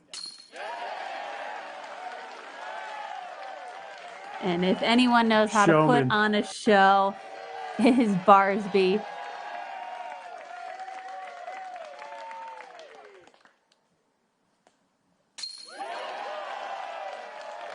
And we can't count that guy out for putting on a show as well. That's a birdie for Paul McBeth. 3 birdies and a double bogey for James Conrad. And here we see hole 9, 420 feet up and over the top. We're going to quickly go to Terry Miller and Paige Pierce.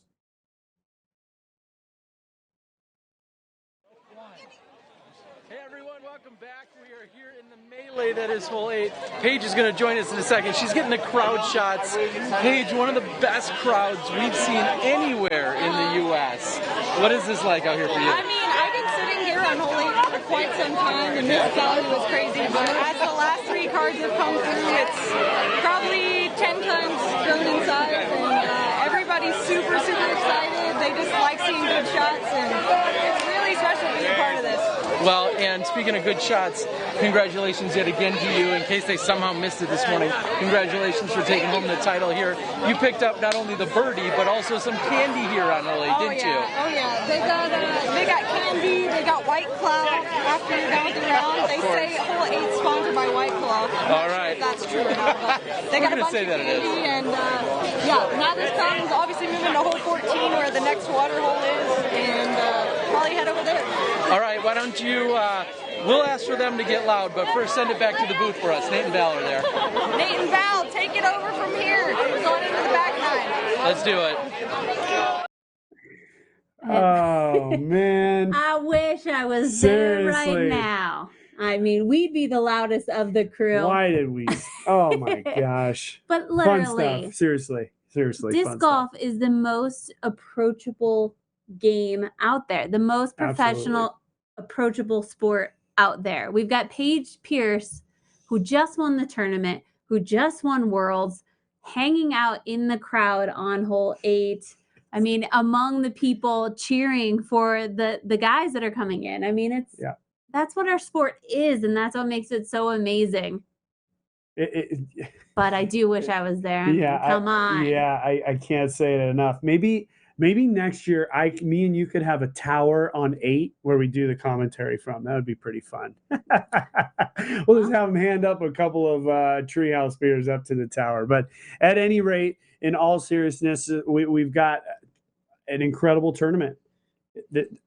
As I was saying, and I was kind of saying it while James was having some trouble, and all due respect to James, but seriously, this is like the cheers through the woods are like Augusta National. The crowd is like TPC Scottsdale down in Arizona, and the excitement is unlike any other tournament that I've even been a part of. I mean, I've been a part of some great events, and so have you. This is just unlike anything else. Todd Dodge, who's been at this tournament since the very beginning, came across the radio. He's one of our cameramen and Steve's brother. Came across the radio, said he's never seen anything like this at Maple Hill. So special day for disc golf here. And looking at the leaderboard, this is why the crowd is so excited. Amazing scores are being shot right now, and we are heading over because we are live on the tee of hole 9.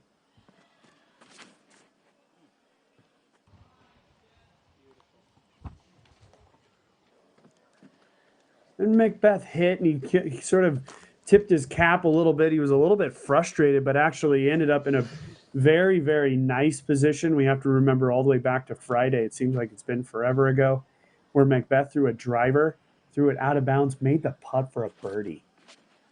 Incredible. And that's the trouble you can get into. Very tight off of the tee. Well, Gene nicks a tree. He's going to be a little bit short from getting a good vantage point.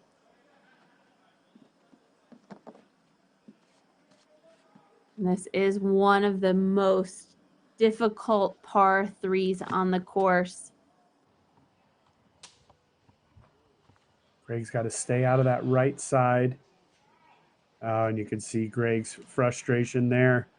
This is the second real big test for Garrett Gurthie as far as the holes are concerned on this course. I'd say 14 and 18 are the other big two.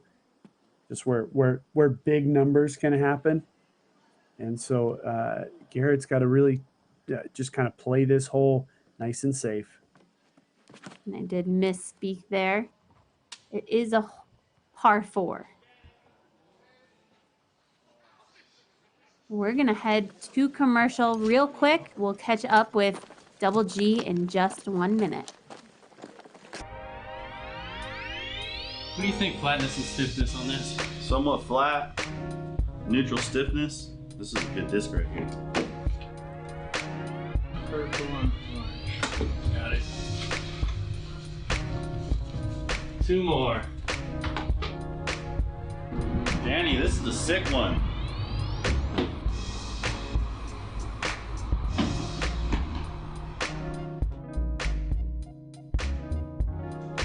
Dude, I gotta get through all these today. Cheers to a good day, gentlemen. Cheers. Ooh, Yeah, that's good. It's a hard day. That's great.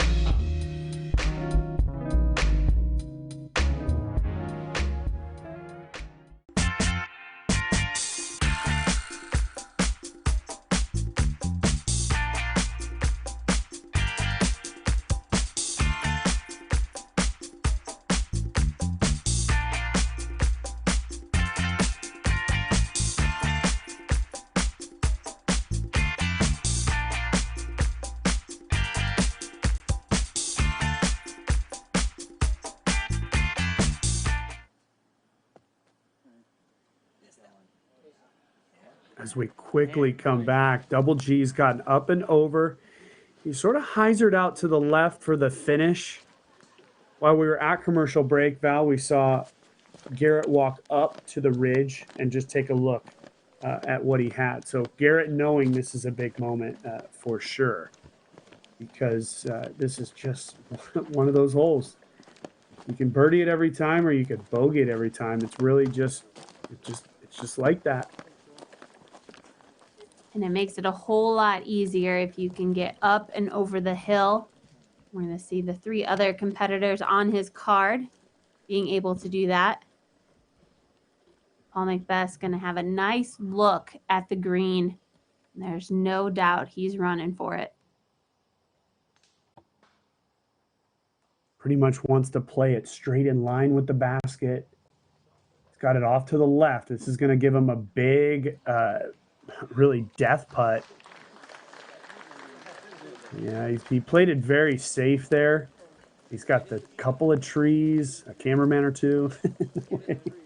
And isn't that tricky? We saw him release a little bit high, and that just allowed that disc to just flow a little bit too far past. But at the same time, you throw it too low, you're going to risk hitting that wall, hitting that MVP Disc Sports banner, and falling into that canal OB. So he erred on the side of caution and ends up just a little far past, still well within McBeth putting zone. Oh, yeah, there's no doubt. Distance-wise, for sure. The one thing that I'm worried about is he was kind of caught up between 3 or 4 small trees and one bigger tree. Gregg looking way up high left. He's got a turn on it. He's flexing back nicely. And that's a beautiful shot there for Gregg. In years past, Gregg would the basket's right about where that cameraman in the black was standing, and it was not elevated. Him right there. Yeah, right there. And so now they've elevated the basket, moved it more into just a danger zone.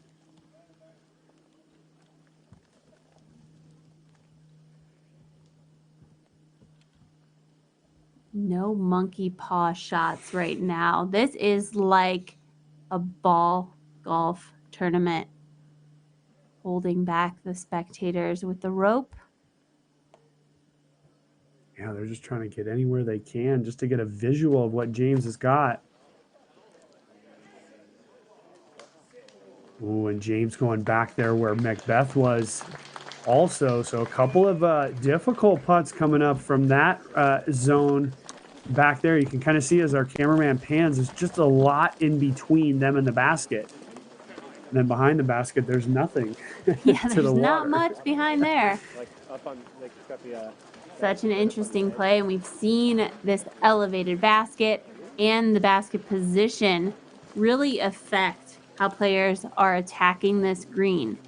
Before, it was all about just getting it across, landing in the mulch. You knew you would be close to the basket because it was much more centered in that green. Now pushing it off to the edge just makes you think a little bit more about how close you're going to pin it. Disc in air, and that was double G.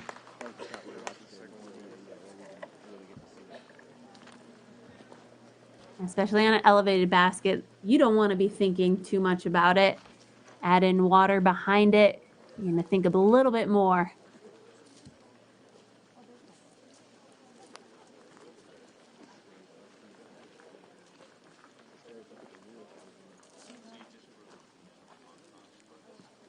I think the one thing to keep an eye on right here of McBeth is how his stance is. Yeah, so he's already getting in a straddle position here. I think with that straddle, he's pretty much got a clear line of sight to the basket. The thing about it with Paul's putting style, if he misses the basket at all, it's gone.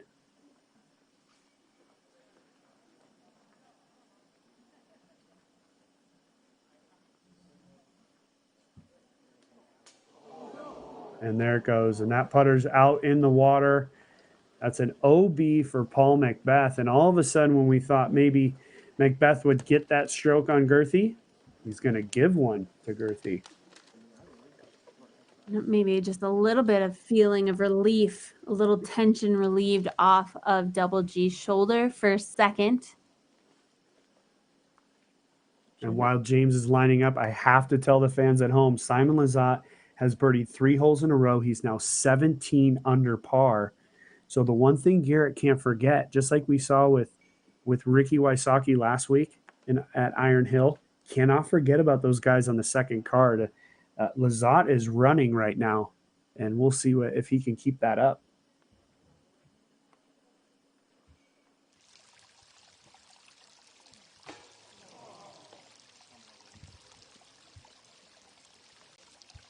And a missed putt, frustrated James Conrad. You just hear the trickling water. I mean, you could put that on a soundtrack and just go to sleep. But not right now. We've got too much exciting stuff happening. Gregg Barsby, last one with the true tester putt here. And not a problem for him. Yeah, so Gregg's going to gain a stroke, move to 15 down. Still puts him still a ways back of Gurthie, but continuing to move up. He's now in a tie for 4th. Garrett able to tap in. This round is moving along so quickly. We are already on hole 9. We're only, just short of an hour and a half at this point. Hour and a half. So and it's there's going to be McBeth just tapping one in. A speedy round as our players move on to hole 10. And here we are, hole 10. This is where Garrett gets into a position where he's got a green light for the next 3 holes. 10, 11, 12. These are all built for Garrett Gurthie. Starting with hole 10, 380 feet straight up the hill, up to the castle, has been the nickname for this basket for years now. And it's really just a strong, powerful drive straight up the gut. You want to avoid the trees on the right. With Garrett's power, I'm going to be interested to see if he's able to take it up and over those trees on the right. We'll see. We haven't, McBeth is a big thrower as well. We haven't seen him do that. But, we'll see. I like this change up. It's really just visually a lot of fun for the spectators and for the players. We've played this hole in a lot of different configurations over the years. And so we'll see. But as I said, for Garrett to come through the first 8 holes with a 2-stroke lead at this point, he's got to be feeling good about himself because these next 3 really play to his game. Yes, they do. And it will be interesting to see where Garrett wants to place his drive. He's got all the options in the world because he's got such a powerful drive. This one is just all about where that drive is going to land to set you up for the easiest putt. You throw past the basket, you're looking at a death putt. You throw short of it, it's just going to get a little bit more tricky. I like being off to the right.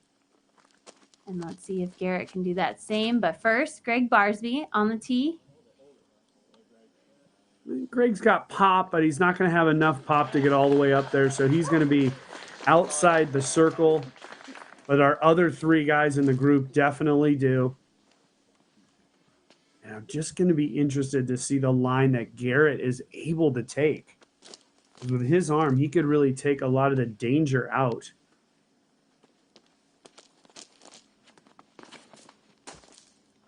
Oh, yeah. Big Up high. and high. Look at that. Oh, my God. That is amazing. Incredible shot. Over all of the trees. He went over all the pine trees. There's not another player on the course that can do that. He's pin high. He's parked. Nice shot by Garrett Gurthie.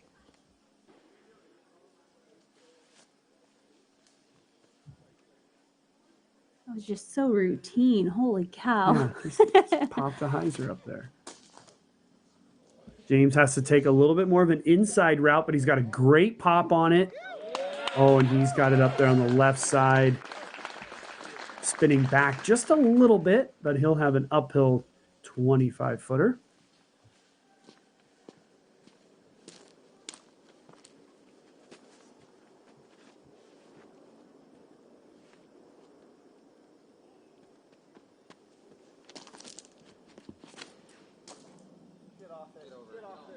Ooh, McBeth asking it to get off of it. Ooh, he just gets through and still gets up inside the circle.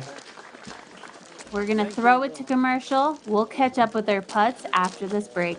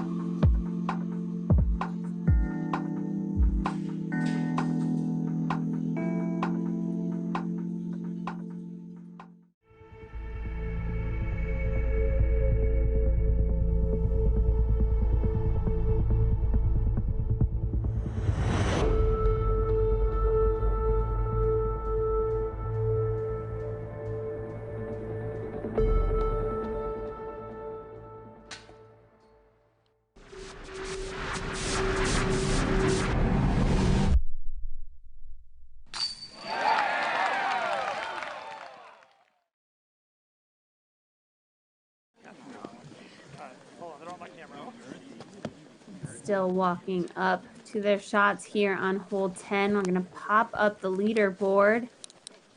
And you can see that name, Simon Lizotte, has been climbing his way up the leaderboard. He's shooting one of the best rounds of the day. He's on the hot score leaderboard as well. Just 10 holes in. He's on the second card on hole 11. So Simon's making a move, creeping in, tied with Paul McBeth, but creeping in on double G. As I said, Barsby's got good pop. He didn't have enough to get all the way up as far as the other three. But the one thing is so far in this round, Gregg's middle name's been Zuka Replay. So let's see if he's got another one in store for us. It's big uphill putt.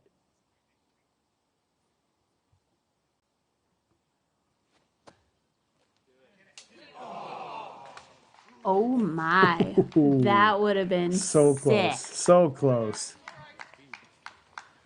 Great effort there by Gregg. Intense. You can see Gregg just wanting that to go in. Thought it was, actually. See the frustration on Gregg's face and eyes. The intensity is starting to ratchet up.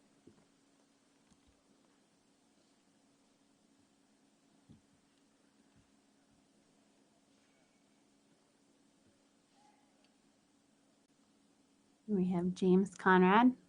Left-hand side should be a pretty clear putt, but very elevated. Very nicely done, right in the heart.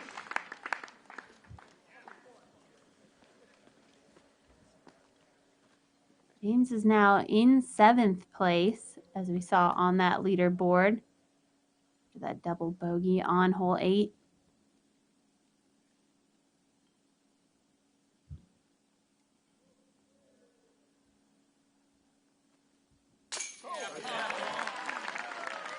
These guys are so incredibly focused right now. Right as the 2 popped up for 10, the 2 for on hole 10 for Paul McBeth, a 3 popped up for Simon Lizotte. We have a 3 for Lizotte on 11, so he's going to keep pace with McBeth. But now Gurthie's going to go ahead and pop 1 stroke even more ahead. So 2-stroke lead for Garrett Gurthie.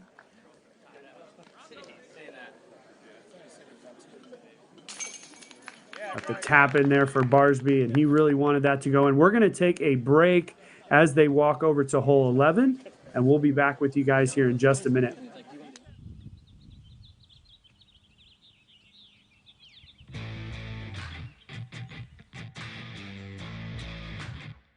Many golfers over the years have stepped onto this course.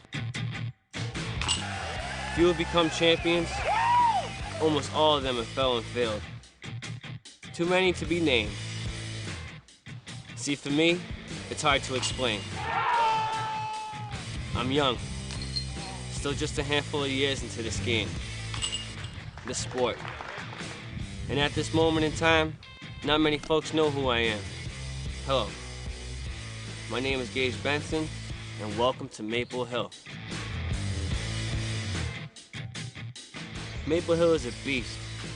400-foot shots over water, tunnel fairways with plenty of OB, a gallery of a few hundred people to watch you fail land safely on 18's Island Green. You think you can walk amongst these hills and not get pushed around? Well, think again, buddy. So for those of you who are new around here, good luck. And to the folks who will be returning, welcome back. You all will be witnessing the modern era of disc golf and the start of the Pro Tour. Maple Hill has crushed streams and crowned champions for over a decade. Way before my time. And she isn't going to stop anytime soon. And we got to get right back to the tee pad here on hole 11. We do not want to miss a single second of Double G's throw on this booming par 4. 780 feet.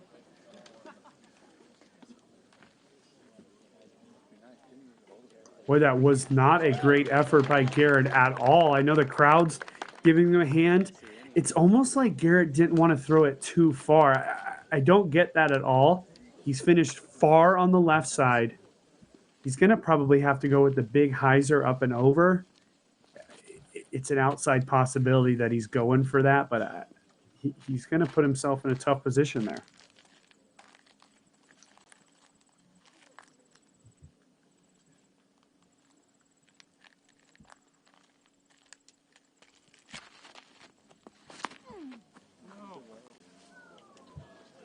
Low shot from Conrad, cranking it over too much on the right-hand side. It's so tough to transition from wooded accurate shots, then to step up here, you're on the hill, set up to just crush a shot. When you don't have that tempo going, it can be really hard to adjust. You go, Paul McBeth. Oh, and this is the line. If it comes back, yes, that is perfect. That is a perfect shot for Paul McBeth. And that is par-a-gone right down the middle. And from just a standpoint of where they're located, Paul is in the perfect spot. Garrett could really be caught up in some trees over there.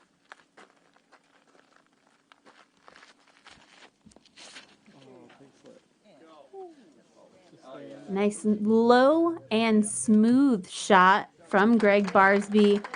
Got 4 bombs out there. We're going to head to the whole preview and see what they have in store. We've already seen them drive, but let's check out the whole preview. Yeah, and if I could, I'll actually I'll ask Johnny V to pause it here in just a second. I want to kind of give you guys a perspective of where they're landing. So, Johnny, if you could pause it right there at all.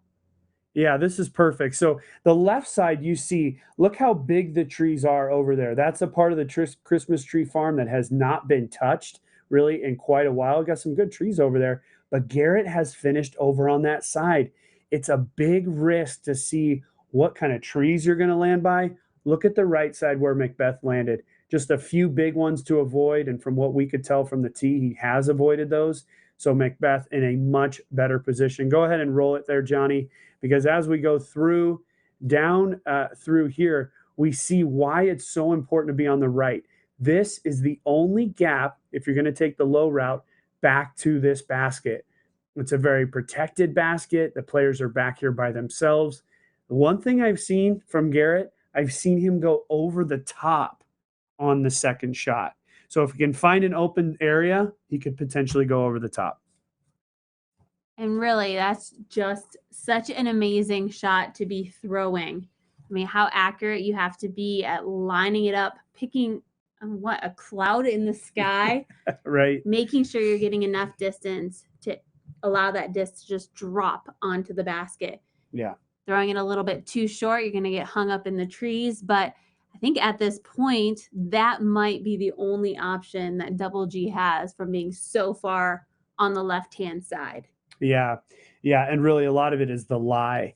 A couple other things I was working on just here as we've played these last couple of holes. Is that a crossword puzzle?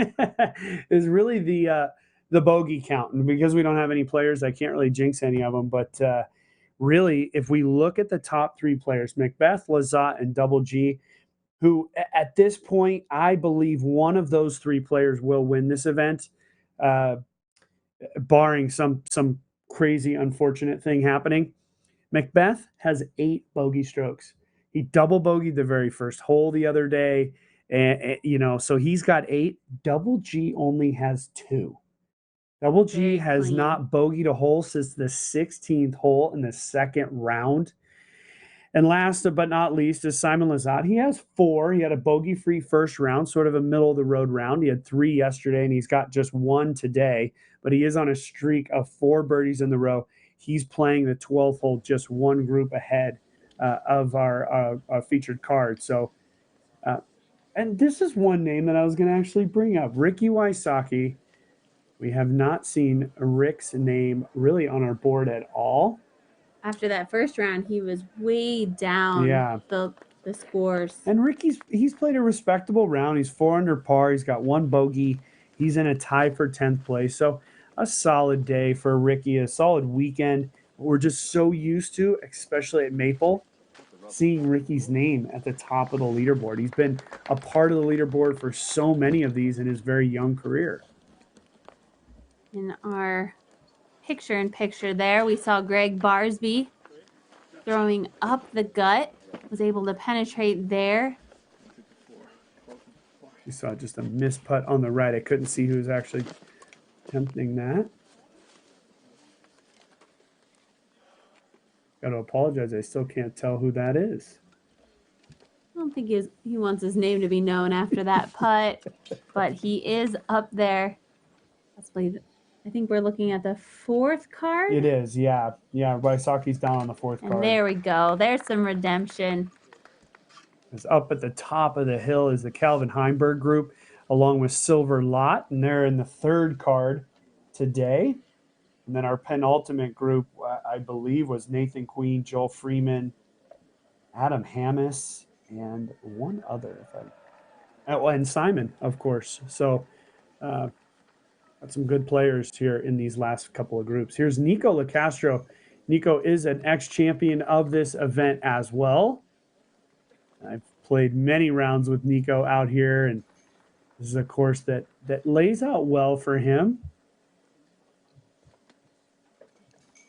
But a lot of courses at Nico's prime laid out well for him. He's one of the best players for almost an entire generation of players. And what do you think these guys are doing right now? I think they're checking U-Disc. There's a lot of scrolling going on. Checking to see where the scores are at. They're probably clogging up our cell phone coverage right now. I'm thinking there's going to be a lot of thumb problems for this younger generation. A lot of thumb replacements. I mean, look at you can just see them. It's all right thumb. Right thumb, right thumb, right thumb. Anyways, here we see double G. Ooh, forced to go low. So again, it was all about the lie for G. He was caught up in those trees, had to try to go low. He's now going to be scrambling to try to get up and down for par. This is the young Calvin Heimberg. Calvin has played extremely well this year overall on tour, winning the Las Vegas event.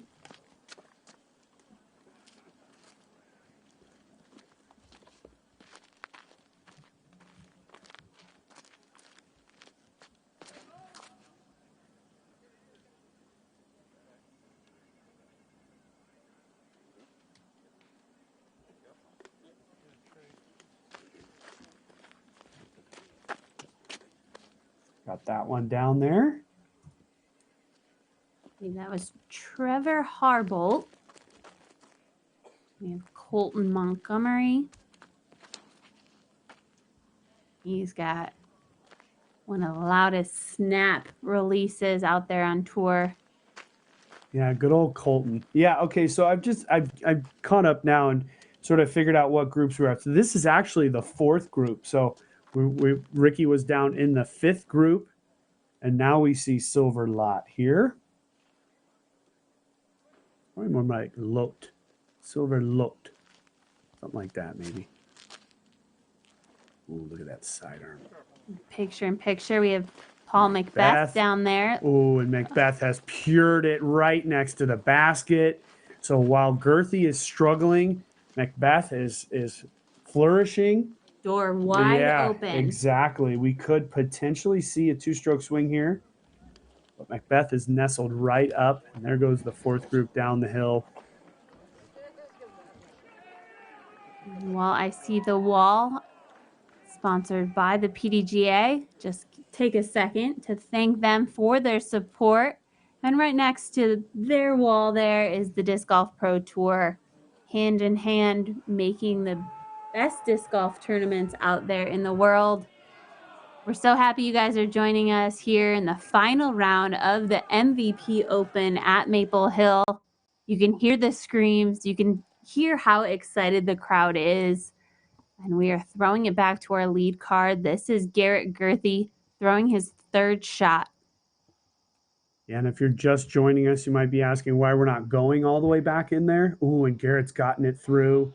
That's going to be a tester putt for him as well to keep that bogey-free streak alive. It's going to be an uphill 22-foot putt.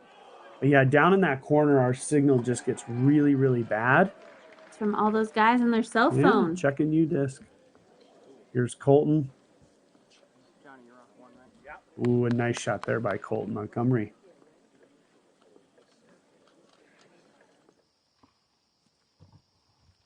But we are glad we can still capture some of these shots from our lead card as they head to that far corner. This is James Conrad throwing three. And back to 13 with Calvin Heimberg.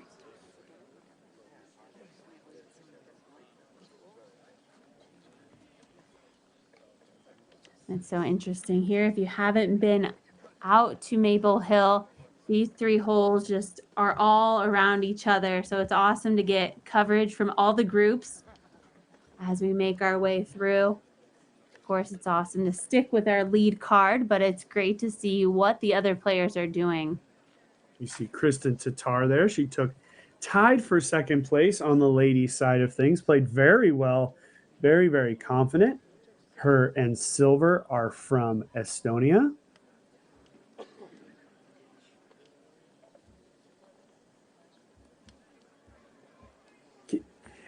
Can we just while this is going on, we see Trevor just pitching up here, giving it a little run. Oh, it's taking a little bit of a roll. We're going to see Barsby. But can we just talk about how important the being on the proper side of the fairway was for McBeth? And really a hole that plays so well for Gurthie. Gurthie putting himself out of position and now trying to scramble to get up and down. So the story is continuing to unfold for our lead group down in the corner.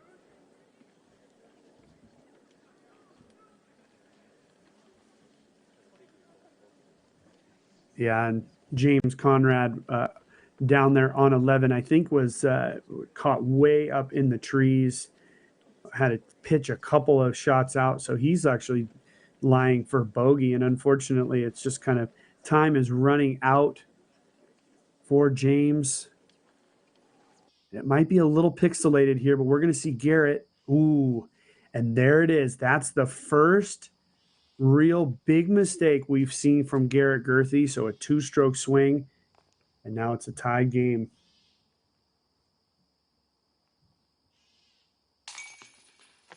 And just like that, the whoosh of energy heads towards Paul McBeth right now as he just drops in here for birdie.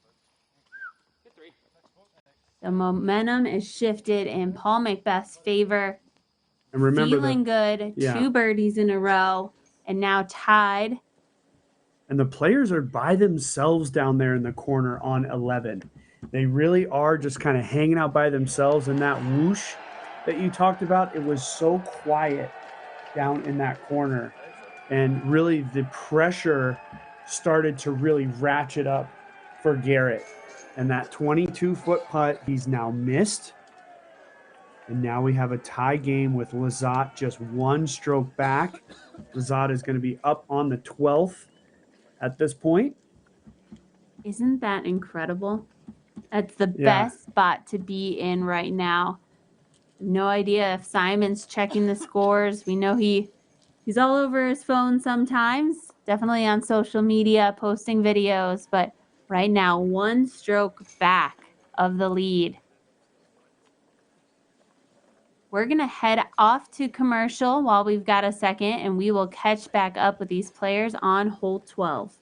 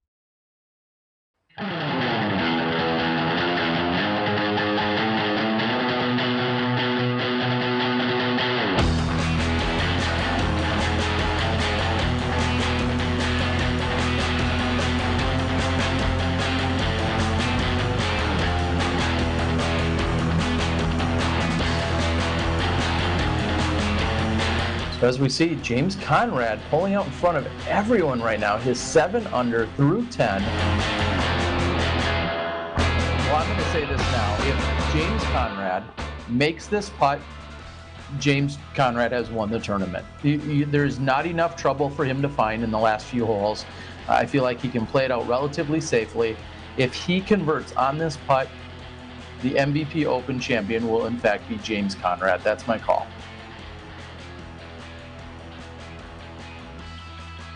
The door is wide open here. Paul McBeth could potentially pick up 2 strokes on James Conrad if he converts this putt.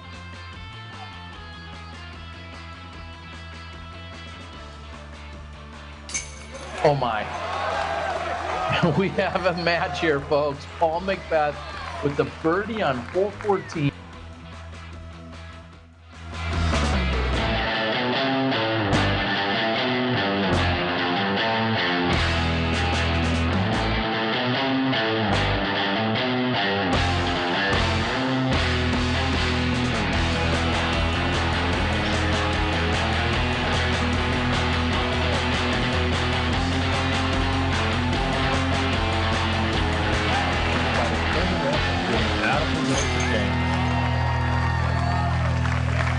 Now listen to this crowd go nuts.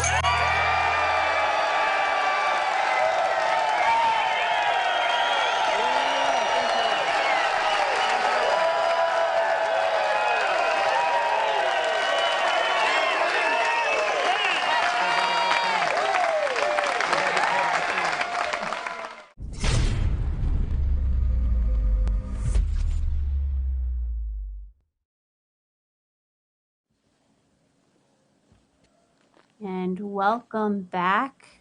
We are on 13's tee pad with the 3rd card. We have Philo Brathwaite leading us off here. How's Philo's round looking today? Yeah, we saw Philo yesterday at the same point, and he had only had 2 birdies and no bogeys. Same thing today. Two different holes that he's birdied. He birdied 2 and 4. Other than that, all pars for Philo. So, boy, Philo has just had. I mean, he's playing pretty well. He's in the top 15, but he just has not been able to make that big move as he's just sort of parring along, and you can see his frustration again. His scramble rate's probably pretty good, but his birdie conversion rate is low at this point. Just as an update for everybody, there really hasn't been anything that happened in that longer break.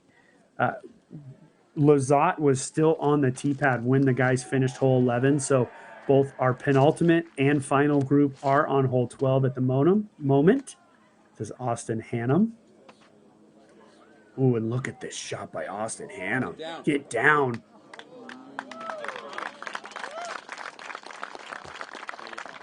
Really nice shot. He could be looking at a putt from down there.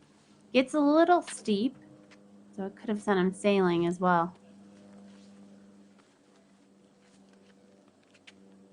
And here we have Cameron Messerschmidt. Yeah, and Cameron was the one who threw the roller yesterday, right? It looks like that's what he's lining up for again. And it turned out beautifully yesterday. He was just to the right of the basket, representing the Cavs on his hat. Let's see if that gives him some mojo. Ooh, and sends him sailing off to the right. But get to the lake. Oh, and they're moving out of the way down there by 14's tee pad. I believe he's safe. Yeah, well, we didn't really get any indication, but here was our first round leader, Adam Hammis. Adam's just been kind of chugging along. He just took a bogey on the last hole. He's 11 under par for the tournament. He's in a solo 9th position. I love this height. This is a perfect height. He's got it down there, takes the skip. He's going to have backhill. A beautiful shot there. So that is our 3rd card group at this point. Here we go. There's the top 10 leaderboard. As we were mentioning, or as I was mentioning, really nothing has happened since we took that longer break as far as these guys moving, because they haven't even played a single hole yet. You can see, look at that. 1, 2, 3, 4, 8 guys all through 11 holes, our top 8 players. So Vaino Makila at 8, James Conrad, who's dropped the most of everybody, down 4 places. Gregg Barsby, Joe Freeman, Nathan Queen, Simon Lizotte, Garrett Gurthie, Paul McBeth. What a top 10 leaderboard. I really am loving this leaderboard. And I'm not sure Terry or Jeff were expecting to be in front of the camera at that moment, but they did squeak their way into the side screen there. They're always working. They're always working. They're always looking to do something, look at some score, or give us some update. So I think we're going to get those guys lined up here in just a second, and we'll get an update from them. Will be interesting to hear.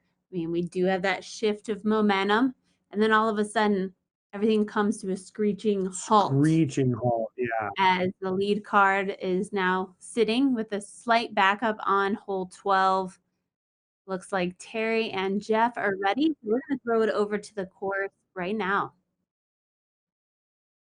Get ready, boys. Welcome back, everyone. Terry Miller, the Disc Golf Guy, along with Jeff Spring. Jeff, some of our cameras weren't able to get all the way down to 11, but as some of you may have seen already, it was all knotted up down there. Little fireworks exchanging back and forth. Yeah, if you're watching UDisc live at home, what do we miss, Jerry? You saw it down there. Yeah, I did. So McBeth threw the longest drive in the group, put himself in perfect position. He had a tunnel shot to the pin, put it right underneath the basket. The spotter said that's the 5th park job he's seen all day. So McBeth taps in for his birdie 3. Meanwhile, Double G had a putt from about 25 feet and airballed it. Wow. So he turned around, came back. He ultimately tapped it in. You don't know if he was feeling maybe some of that pressure ultimately from Paul, or, as they know that the scores are getting tighter. The 2-stroke swing knots McBeth and Double G back up. It's pretty crazy down there. What did you see up here on 13 as we've been kind of waiting? Well, there's been some incredible shots. One roller, as I think you've seen earlier this week, right? I did, yeah. So we just watched Cameron Messerschmidt. Yesterday he was playing with Philo. Philo didn't have his best shot, we'll say, here on 13. And then he watched Cam throw a roller. After a lot of movement down there, it ultimately ends up parked. And Philo was kind of beside himself. He doesn't understand how such a crazy shot can be so effective. I don't blame him, because this is a great hole to watch the disc fly on. And we're actually going to about to see Simon Lizotte, hometown hero, who's one back in 3rd place behind that top of the leaderboard. He's coming right up here, and we're going to see him throw soon, Terry. What do you think going down the stretch? I'm ready, and I'm going to say on top of it, we're going to see the over-the-top shot by Simon yesterday. He was out here wowing the crowd, as he loves to do. That's what he plays for. I think he's more concerned about the gallery applause than he is about his score sometimes, and I bet you he's going to go over the top. So cameramen and viewers at home, get ready, because Simon's coming up.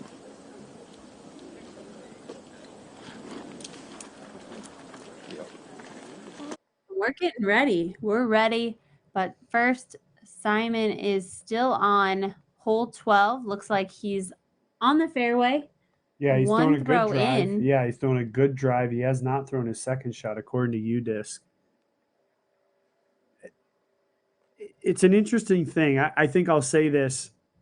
You can tell, I think maybe at home, all the viewers at home might be even getting a slightly better experience, because of the fact that it's so hard to really tell what's going on in this part of the course, because it's not very linear. You got a group here and a group there, and you're checking UDisc and what group's on. We're able to try to kind of just clear that up for you, because you can even tell, like, Jeff wasn't able to go down into the corner, and and nobody knows what Lizotte's done so far. So we're keeping an eye on it up to the second, as far as all the information we know, plus getting to see a little bonus coverage of some of our other players. It's a pretty good experience, I think, overall. I mean, unless, of course, you were there in person. It doesn't get any better than this.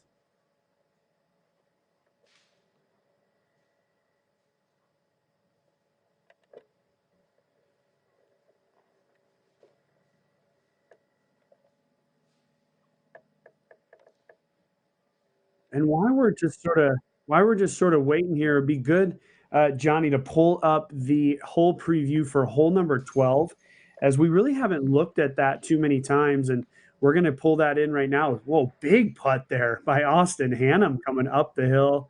Nice putt there by Austin. Let's take a look at 12 now. 650 feet, one of the more difficult birdies on a par 4. It comes up and through right here. You're going to see the way that the hill is sloping here from right to left. It makes it very difficult to get it high enough up on the hill to put yourself in good position. Forget that basket, doesn't exist.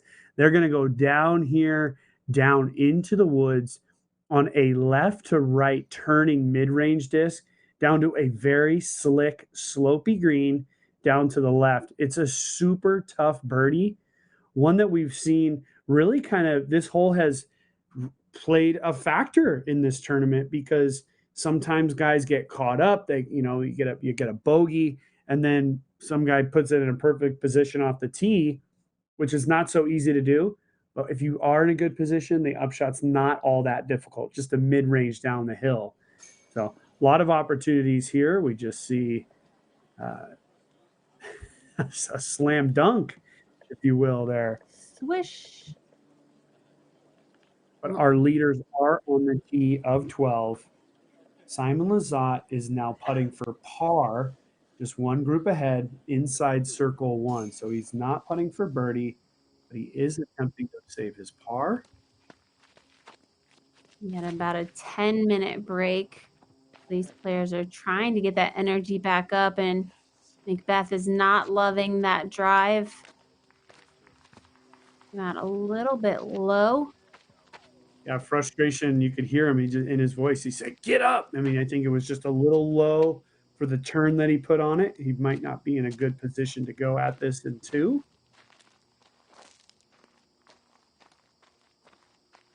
It is official. Lizotte has parred this 12th hole. Barsby is way off to the right and hoping for it to come back.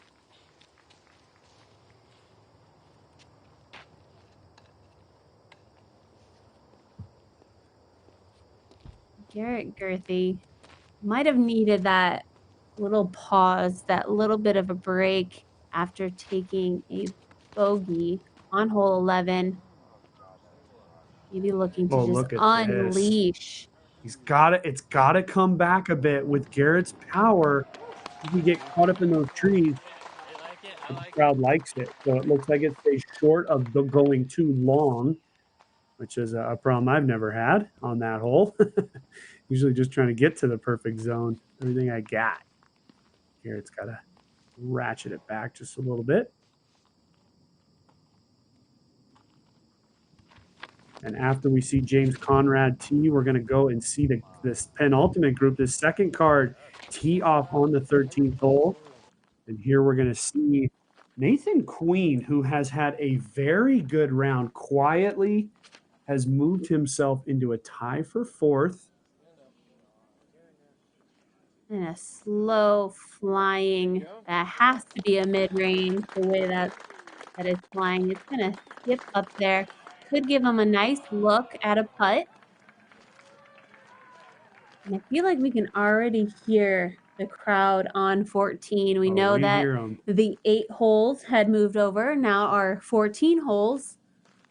That doesn't sound right. Our 14ers. Oh, the 14ers, just like the mountains in Colorado. Here we have Joel Freeman. You have to watch his round yesterday afternoon as he was on the lead card. And still hanging in there on the second card. Oh, and a nice shot. He's going to be a little bit short, but he's going to be level with the basket, which is a great vantage point to make your putt. This is the first look at Simon Lizotte. Look at the jersey, the Lizotte jersey today. He went with the big hyzer yesterday. It looks like he's lining it up again. Again, it's funny that that Jeff Springs calling him the hometown hero. His hometown is Bremen, Germany, but he's been living in this area for all winter long. We did not see where that landed. But we heard some claps, and then it reverberated up to the top of the hill. So really unknown at this point where Simon is finished. I would not call Simon a hometown hero of Leicester. I mean, if you keep moving around, you can be a hero anywhere you want to be. He's a hero.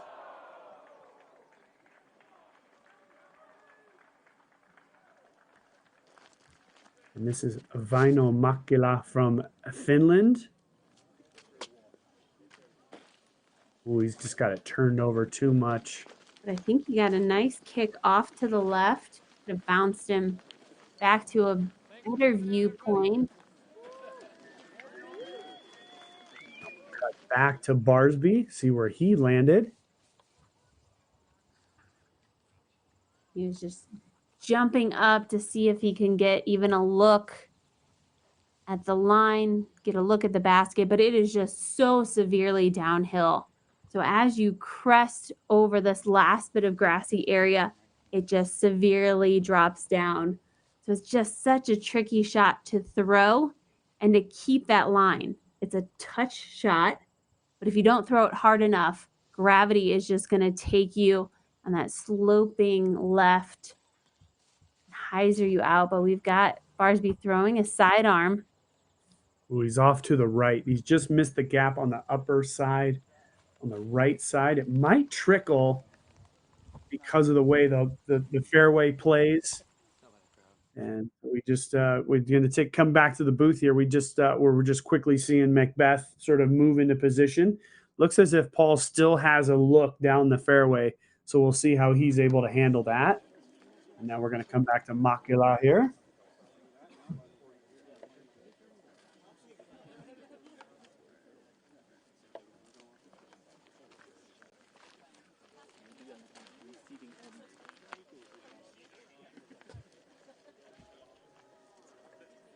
Oh, nice shot there by Makila, able to control it down there and give himself an opportunity to save his par. And here we see McBeth. He's got a good angle. It's just more of a touch shot from here. He ran up and he gave a little punch to the crowd there. So I think that McBeth is going to like that. He's going to have a birdie opportunity, and then we're just going to see James Conrad here. From the angle that McBeth was at, it was more of a straight shot, able to just control it. We didn't hear any wood, so I think it went clean. Really, that's what we're listening for. We're listening for that cleanness as well, and the crowd appreciates his effort. And then we'll go ahead and get to see where Garrett Gurthie landed. Oh, right. Yeah, we haven't even gotten to Garrett's shot yet. Yeah, he absolutely crushed that drive. But here we are back on 13's green. This is where that Sky Heiser, that Sky Lazat Heiser finished up in. Oh, nice. There we go. Let's roll the Zuka replay on that one. Seriously, because look at how he had his stance. He had almost nothing, high left knee, able to just do what Simon does. Simon has incredible touch for how much distance he has, and he's just such a tricky, he's obviously the trick shot master. Big putt there for Lazat. Boy, incredible. The crowd is talking. We can hear them in our ear right now.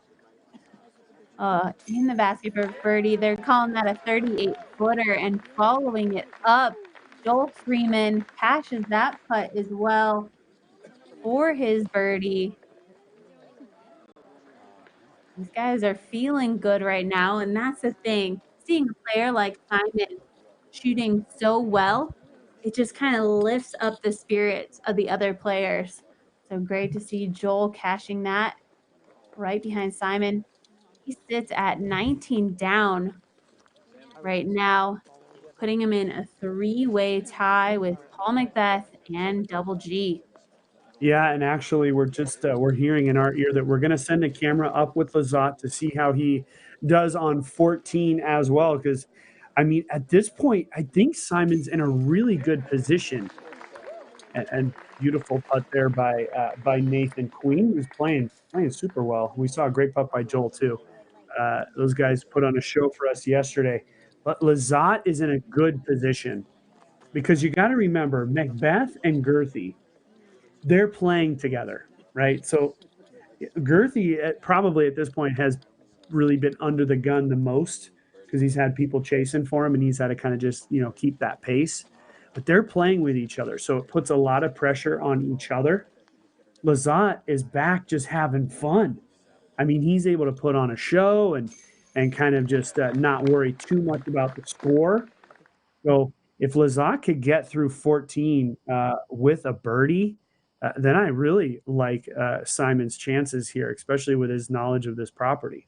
Well said. And he is out there having fun. Oh my.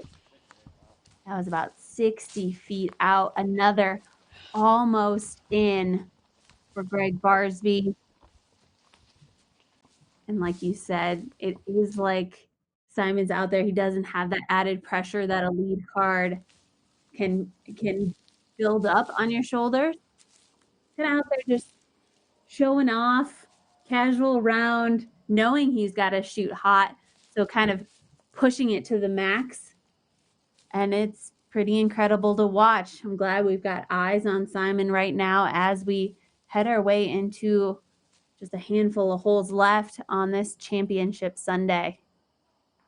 Yeah, I think the big thing for me, and as we see James Conrad here lining up this putt, really is what? Oh, and he's airballed it to the right. He's going to have a long putt coming back. We still don't know exactly where McBeth's disc is, as well as Gurthie. We'll take a look at U-disc and see that McBeth is putting for birdie from circle 2. Garrett Gurthie is putting for birdie from circle 1. So Garrett's big drive put him in a good position to put it inside the circle. But really on the Lizotte side of things, what this would really mean for Simon. Simon works incredibly hard to get better constantly. But he also has fun with the game. And I really love that about Simon, that he's able to enjoy himself as well as work hard and be one of our superstars here. But he's also been living in this area. So I think it would be kind of fun for him to put in all that effort and get the payoff. But we'll see. He's got to earn it. These guys aren't going to give up easy, that's for sure. And here we see McBeth.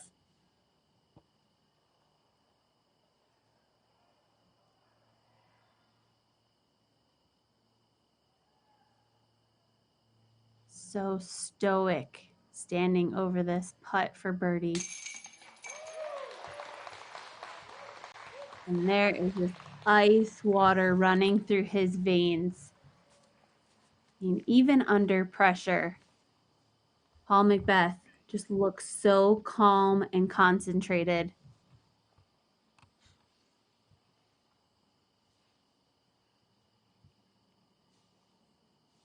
This will be 4 par for Gregg Barsby, now sitting in 6th place at 15 under par. A little bit of the sun into his eyes.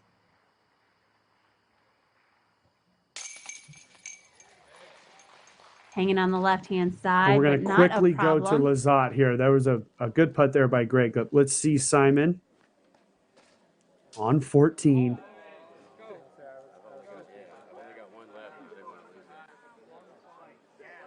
Let's see where it lands. Back left, inbounds, and there we go. Picture in picture, we see that Garrett has solidified his birdie. So there we are. Lizotte is inbounds. Not a great position. It's going to be a dangerous putt if he does want to actually go for it. But either way, he's inbounds, so he's avoided any kind of mistake. He made a mistake here yesterday, in fact, bogeying this 14th hole.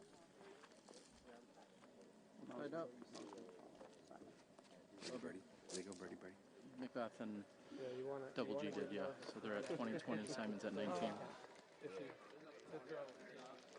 All right. Interesting to note, Barsby and Conrad slipping down the leaderboard just a bit, but opening up the door for the second card. We know that Simon, of course, has moved his way up there, tied for the lead, but sitting in fourth place currently, Nathan Queen, who's shooting a 7 down right now. And then card mate Joel Freeman is sitting at 6 down for today's round at 17 under. So it's really incredible to see that, like I was saying, Simon kind of raising the spirits of the group is also bumping this second card up the leaderboard just as well. So awesome play on the second card. I do hope that we're throwing a camera over to them.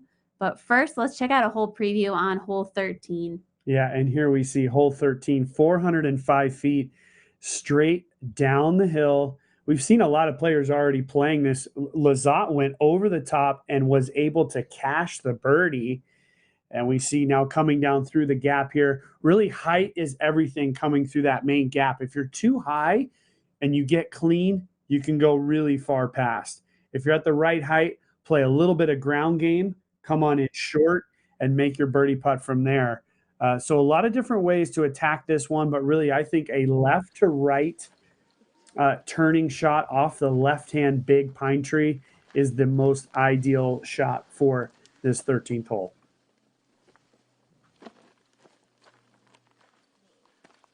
We might just be waiting for the crowd off of the second card to be moving their way down the fairway, as well as that second card themselves making their way to the basket.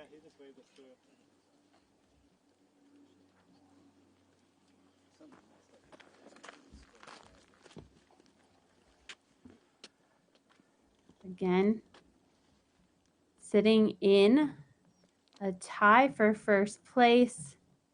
Paul McBeth will be first on the tee.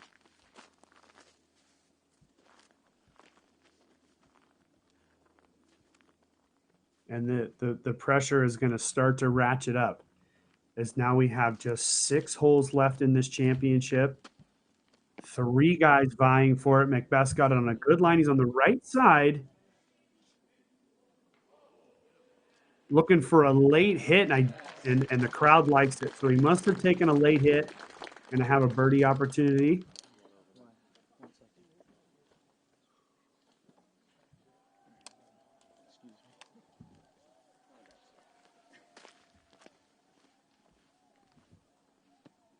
I wonder if Double G goes over the top. Oh, I think he does.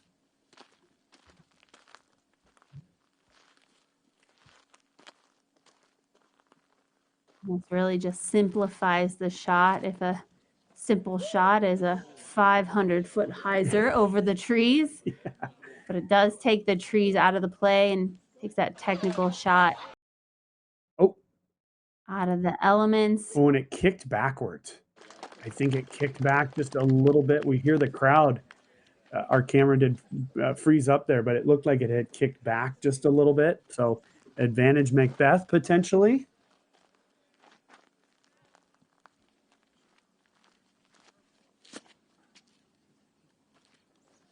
Yeah, Gregg turning immediately. The margin for error for Gregg on this one had to be razor thin, because that disc just immediately turned over and he lost it to the left. I think in a way, looking at James Conrad's score at 12 under par, a little bit of air was let out of his sail back on 8 when he had that double OB 5 on 8 in front of the crowd. There's a little bit of an embarrassing moment there for James. He's got this one real high, but he throws a lot of putters. It's dropping nicely. Ooh, and hits a late tree. And we will see where those shots ended up in just a minute. And catching back up with Nathan Queen on hole 14. This is just a beautiful shot. You can make a painting out of this, but he's going through the trees. Oh, and we that know is gone. There's water behind. Boy, Incredibly risky shot, knowing that he's sitting in 4th place right now. Yeah, I don't know if I'd be going for that putt. Well, Queens had a good round. I mean, he's been playing very solid. He's thinking, I got to just keep the pedal to the metal. And Queen was only 3 strokes back, but that putt was for par. So at this point, he's going to be looking at tapping it in for a double bogey. And let's not forget, he is left-handed, throwing on 14 when all of the right-hand side is out of bounds. So it's a very tricky shot for a left-handed thrower. Back with Lizotte. Is this the putt of the championship to this point? Yes, it is. And roll the Zuka replay again. It deserves it. This is guts here, folks. Lizotte in the second card. Look at him eyeing it up. He knew it right away. Incredible how comfortable he looked as he was still kind of shifting into that position to putt, and it was just a nice, easy, lofty putt. We see him do trick shots all the time, and that little bit of whip, a little bit of a throw putt that he has is just so incredibly accurate. Man, so there we go. Bumps him up to 20 under. Again, tied with the lead. It's a 3-way tie, but he is 1 hole ahead. You can see our lead card again. Gregg Barsby throwing his upshot. I am so impressed with Lizotte's composure right now. Simon is seemingly very composed. We just saw Garrett, our tournament leader, tied with McBeth, as well as Lizotte at this point. Just pitched one up, so we'll see where McBeth is. But yeah, just for James, the wind's let out of his sails. He's been putting on a great defense. At this point, he had 4 straight rounds here at Maple Hill under extreme scrutiny. Of course, he was the champion from last year. He's played well in the first 2 rounds, and it's just all kind of running out of steam. There's a lot of pressure that builds up and builds up and builds up. And eventually that dam has to break, really, no matter how strong you've built it. So, we still applaud James in his defense here. But at this point, the tournament really coming down to a 3-way race here. And we have just 5 holes left. 3-way playoff potential.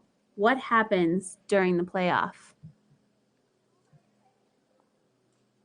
Yeah, and so we have, if there is a playoff opportunity, sorry there, Val, I was just kind of keeping an eye on McBeth. I'm locked in like everybody else, and we'll get to the playoff here as soon as McBeth is able to make this.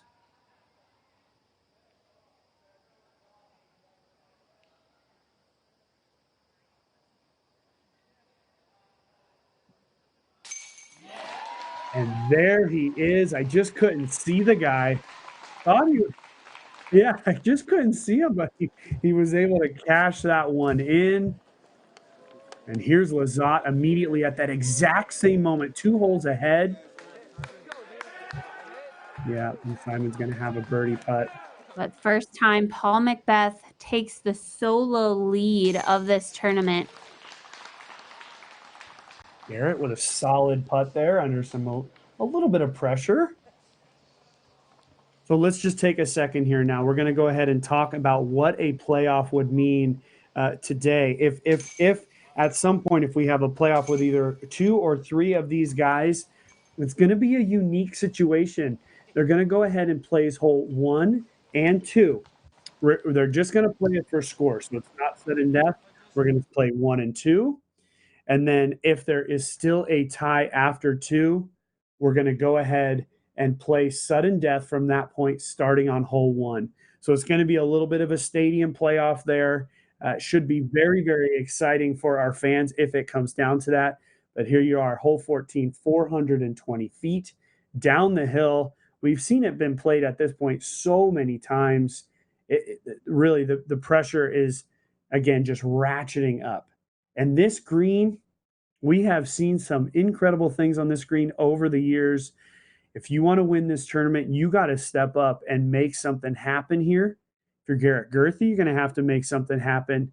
And Simon Lizotte has already done it by cashing a big putt here on 14. So just excitement across the board, across 2 cards right now. We'll do our absolute best to provide you with every single shot that Simon Lizotte throws. And the pressure is just mounting. The excitement is just mounting. And every single shot is so incredibly important. We're creeping right now on double G. Hope he's not going to type in a password or anything. But I think he's unfortunately, I think he is looking at you, Disc. I think it would be smart to stay off of it at this point, G. I guess we can send him a text. That'd be the easiest way to tell him. You can listen to me all you want, but you can listen to the 5-time Maple Hill champion, 5-time world champion, Paige Pierce. She said, I leave my phone in my bag. I focus on my game. And that's one thing that she felt was as an advantage. So you know what you got to do when you step on the tee. Look at this. He just smooths it out there. So confident. Oh my gosh. And that is an insane shot. There's no pressure on that putt right now. He's not even looking at the water, hitting the wood chips, stopping dead in its tracks 5 feet from the pin. It started with just the release. It was so smooth. It was so clean. And the disc dropped out at the perfect spot, hitting the side of the wood chips, sticking right there. The weight of this tournament is on Garrett's shoulders right now. Got it on a good line. It's hanging out straight. He's going to have to make that putt. That's the one Lizotte just had. He's going to have to make it if he wants to keep pace.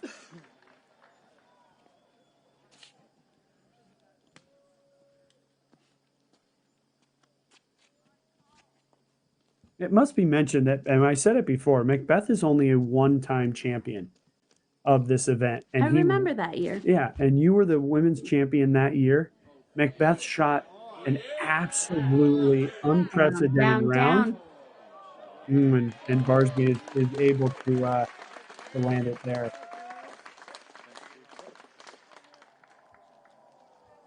You can see by the reflection in the lake, dead calm right now. Almost mirror-like image of the basket reflecting in the water. And James Conrad. And this get up and over those logs. Oh, and it does. Nice. And James going with that mid-range look on this. He snap hooked it OB yesterday. We're going to take a look at Lizotte. They're tapped in right there. Tapping in for birdie. Incredible. Another park job for Simon. He's just curling up those birdies. He's got 7 out of the last 8 holes. 3 holes left to go. We are back in the booth here, and our eyes are just so focused on the scores, but we're going to take a quick break, head to commercial. We'll be back with all the action in just a minute.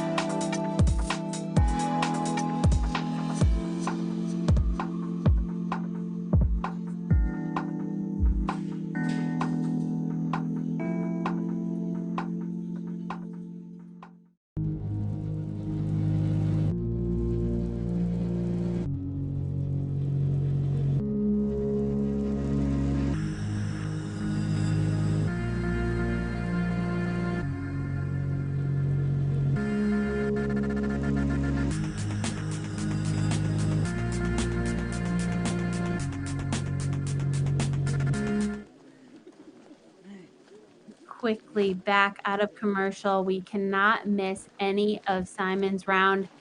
Here we are on hole 16. Oh, no. Oh, no. And that has kicked towards the out of bounds. We was tough. Look at his reaction. And Simon, oh, he's down on his knees even because he knows what a left side kick. He's just waiting to hear. Yeah. The left side kick is the worst kick you can have because there's OB over there. Action doesn't stop. Here's double G. Oh, Yes. baby. There, look at the reaction from double G. And we gotta roll that Zuka replay. Man. Oh, yeah, we are. Just the way the sun is coming in, you know he just checked the scores on UDisc, and he knows he needs to hit these putts, and he does under pressure. Look at him. The reaction tells you everything you need to know. It absolutely tells you everything you need to know. Oh, Yeah. and Barsby does the same. Barsby's made some great putts on this hole over the years with the little tip of the cap. What a show this is right now. I'm sure you guys are on the edge of your seats there at home. The watch parties are just pumping their fists and jumping up in the air. This is an incredible show right now. This is Championship Sunday here at the MVP Open. The crowd is stoked, and there's James Conrad cashing his birdie putt in and just tapping it in right here. Is going to complete the star frame for this leader card. Wow. Incredible shots here on hole 14.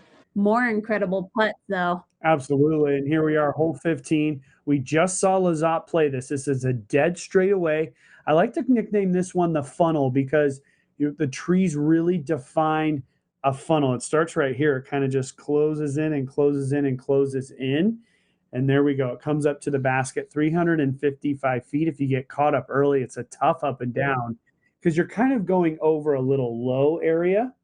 And so if you get caught up short, the basket is completely out of view. We saw Lizotte put it within about 5 feet. And so we gotta see what our players behind. Garrett Gurthie. No matter what, G, if you're going back and watching this, that took some guts right there, kid. That was awesome. That was awesome. Big moment. And his reaction told you what it means to Garrett Gurthie as well. That is so exciting. I mean, even if you're getting that putt up in the air, you're still holding your breath as it's dialing in, dropping down. Did it make it far enough? And when it smashes into those chains, what a feeling that is. And under pressure like this, you love hitting great shots like that. Yeah. You know, and especially like as you're competing down the stretch against the best players, it's awesome to see everybody playing so well. You never want to see somebody just skyrocketing up and, you know, everybody else competing down on the second card, whatever. Everybody is battling for this win. So whoever gets crowned the champion at the end of the day, what a hard-fought battle it'll be. Yeah, there's no doubt because it's going to be one of these three guys. It's going to be Lizotte, Gurthie, McBeth. I mean, that's just kind of the way it's got to be.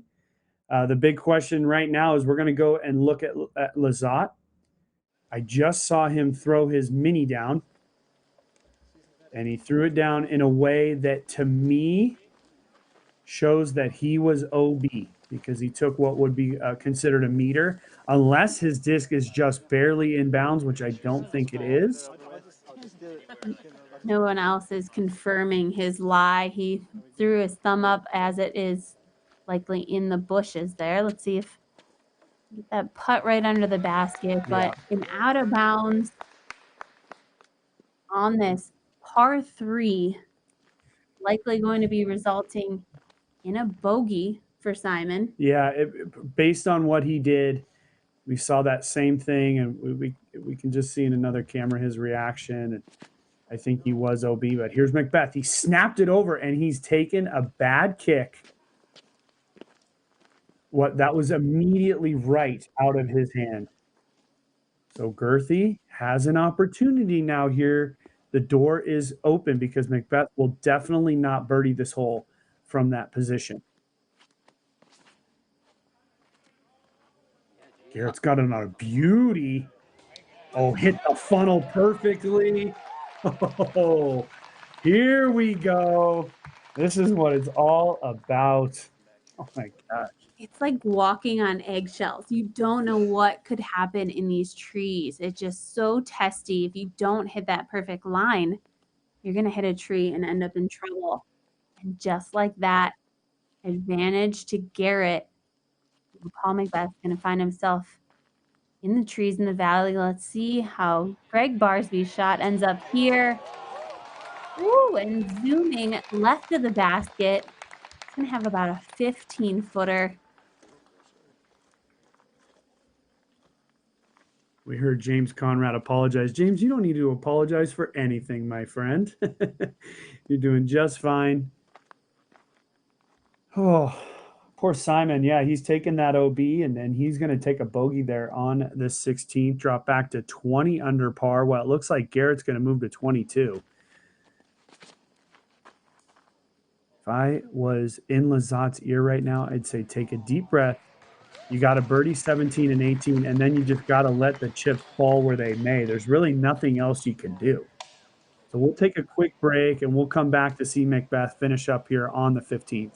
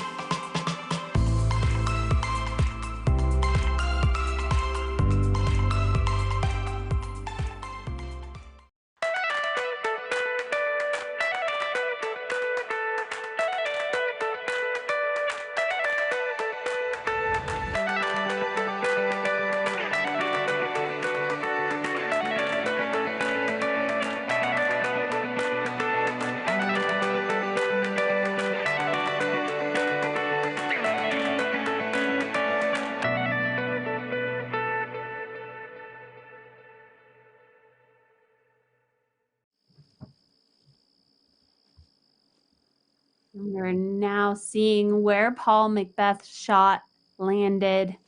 He's off in the valley, off to the left-hand side after hitting a tree early. It's going to be a miracle shot to get up next to the basket. Razor thin tolerances on this shot because he's coming out of the trees. He cannot see the basket, and he's just picking a gap. Picking gap. And no reaction from the crowd whatsoever. So Paul McBeth is going to have a long look for par here on the 15th hole. It's official. Lazat is in for bogey. And here's something interesting. Looking at UDisc, Joel Freeman, we see him tap in for his birdie, gaining 2 strokes on Simon. We pull up that leaderboard for a second. We can see how he has moved up the leaderboard, sitting in 4th place, 19 under. So just right there on the cusp. 2 holes to go for Joel Freeman, but playing very solid. Would this be just a crazy scenario? I mean, McBeth, if McBeth bogeys and Garrett is able to tap in a 2-stroke swing, and here's the craziest thing about all of this, McBeth is still out. For par, Paul McBeth.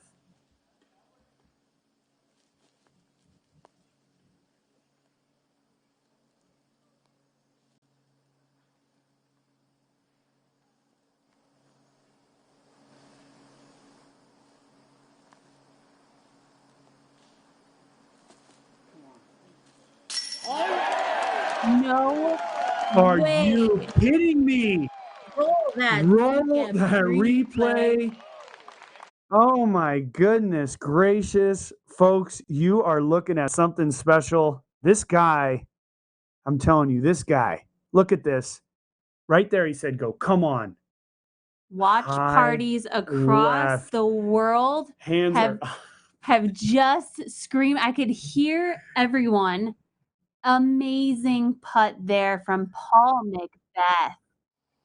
Well, this guy is crazy. He's crazy. There was a second he waved a bug away, and Nate and I are kind of going, it's a 50-50 chance. It's a 50-50 chance he's going to hit this 50-footer, and he cashes it. He is Paul McBeth. Now what does that do for Garrett? That ratchets the pressure up for Garrett, because now I see where Garrett's landed. Garrett is actually outside the circle. So our camera is just kind of giving us, or at least it seemed like he was anyways, but we'll get to see here in a second for sure. But all of a sudden, the pressure has just flip-flopped. Oh, Garrett's got to be inside the circle. Now we can see how close Barsby is, but either way, just amazing stuff. You can never count him out. Nice putt there for Barsby. That is a birdie, 27 feet, according to UDisc. And we have Garrett Gurthie, a chance to capitalize, a chance to gain a stroke to tie him up with Paul McBeth. So casual, not even thinking about it. That's a birdie. Ties him up at 22 under par. Let's take a look. Yeah, seriously, because we're going to see the tree that Lizotte hit. So I want to have Johnny V pause it. It's 530 feet straight down this gap. And Johnny, I want you to pause it here in just a second, right here. Yeah, right there. If you see that tree on the right, that's the one they got to beat. And by looking at it from this angle, if they get past that, there's just another set of trees they got to try to miss. But that big one is the one that Simon hit. Kicked him straight left, took him out of bounds. Johnny, go ahead and roll the rest of the hole, because you're going to see that once they get through this, it opens up just a little bit and opens up down towards this just beautiful green grass side hill. And we've seen some just amazing birdies on this one. 530 feet, they park it like it's a 200-foot hole. So 16. Oh my God! Did you do that? Yeah. Brutal. But it costs like 80. Double G with a 2. I just wanted to get there. Paul McBeth 3. James Conrad 2. I took a 2. Order is Garrett Gurthie.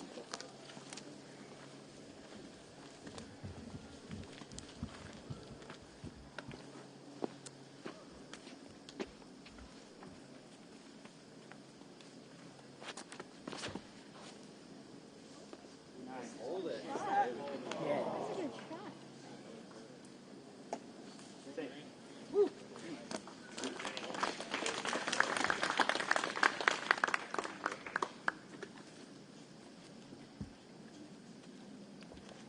Kick, that right side kick.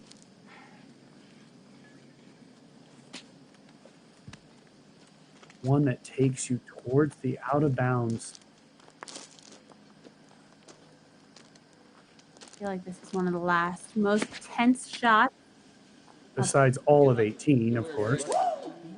Go,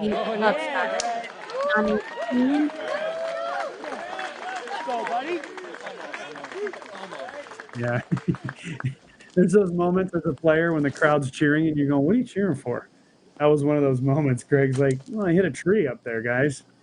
Either way, they're giving him some love and some appreciation.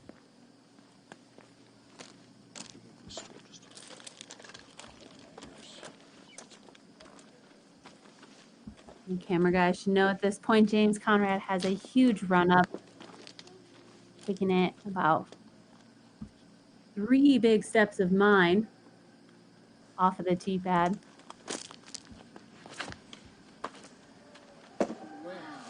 Getting a good flip.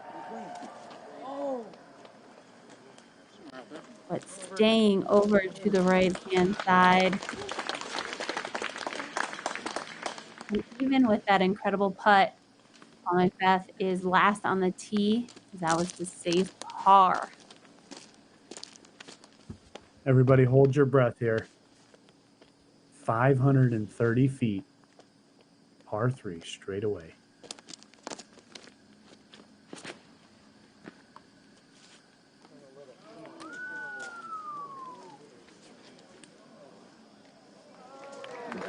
As it trickles through, only player to punch out there on the green. Grab a snack, guys. We're going to be back in a second with the action here on hole 8. Hey everyone, as you may know, I'm an ambassador for the Next Generation Disc Golf Tour. Really? And with being an ambassador, I kind of have some insider knowledge on what's new this year. So first, let me share a quote from one of the tour co-founders, David Felberg. Part of Next Gen's mission is to help bridge our top amateurs into professional ranks. We take that vision another step this year. Another step. First, new location, Austin, Texas. A pro invitational for amateurs in Texas. Unbelievable. November 8th through 10th is where the national championship will be held. Second, new format, which is 3 divisions, MA1, FA1, and MM40. What? $3,000 for first place in Advanced Masters? That's more than what the pros make. $2,500 for the women? That's like 500 pedicures. And I think the biggest news of all is $50,000 cash payout. 50,000? No, I'm talking 100,000. 50,000 for payout and 50,000 for merchandise. Cash. They're trying to bridge that gap from amateurs to pro. But if you want to stay amateurs, you can decline the cash and keep your AM status by taking merchandise. $7K for first place, guys? It's a no-brainer. See you at the Next Gen Championship.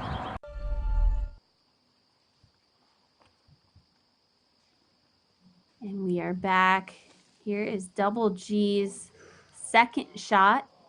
Ooh, heard some wood. Yeah. Lofting it up. We see it's just right at the edge of the 10-meter circle. Still within Double G putting zone. Yeah, I mean, we came right back into a very intense moment. And G kind of stepped up pretty quick and made the decision. I think he really only had one option, which was to throw that little touch sidearm, and he was unable to get clean. It's a tough shot from over there. You got a big gap. The angle's so tight that it's really difficult to get it through there. He's gonna have. I mean, he's out in the open, so he's gonna have a putt, and McBeth is a ways away as well. Such an interesting kind of feeling right now. Hundreds of people creeping in the woods behind these players just to get a glimpse of greatness. Gregg Barsby throwing up his second shot.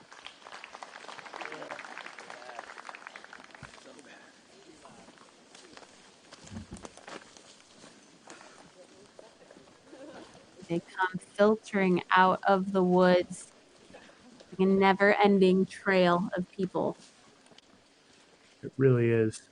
The view of the spectators on hole 18 is going to be unprecedented. It really will be.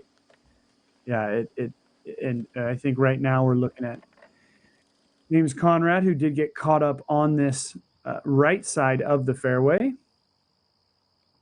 Got to go with another overhand, as he did yesterday on the 9th hole.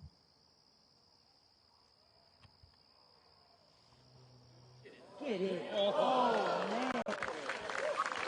Great little run. He had a little bit of metal. He did. Yeah, so you got to remember the only time that McBeth has won this is when he threw what at the time was one of the greatest rounds of all time. 45 on this course. Only player with the chance of a birdie on this hole, Paul McBeth, to take solo lead here.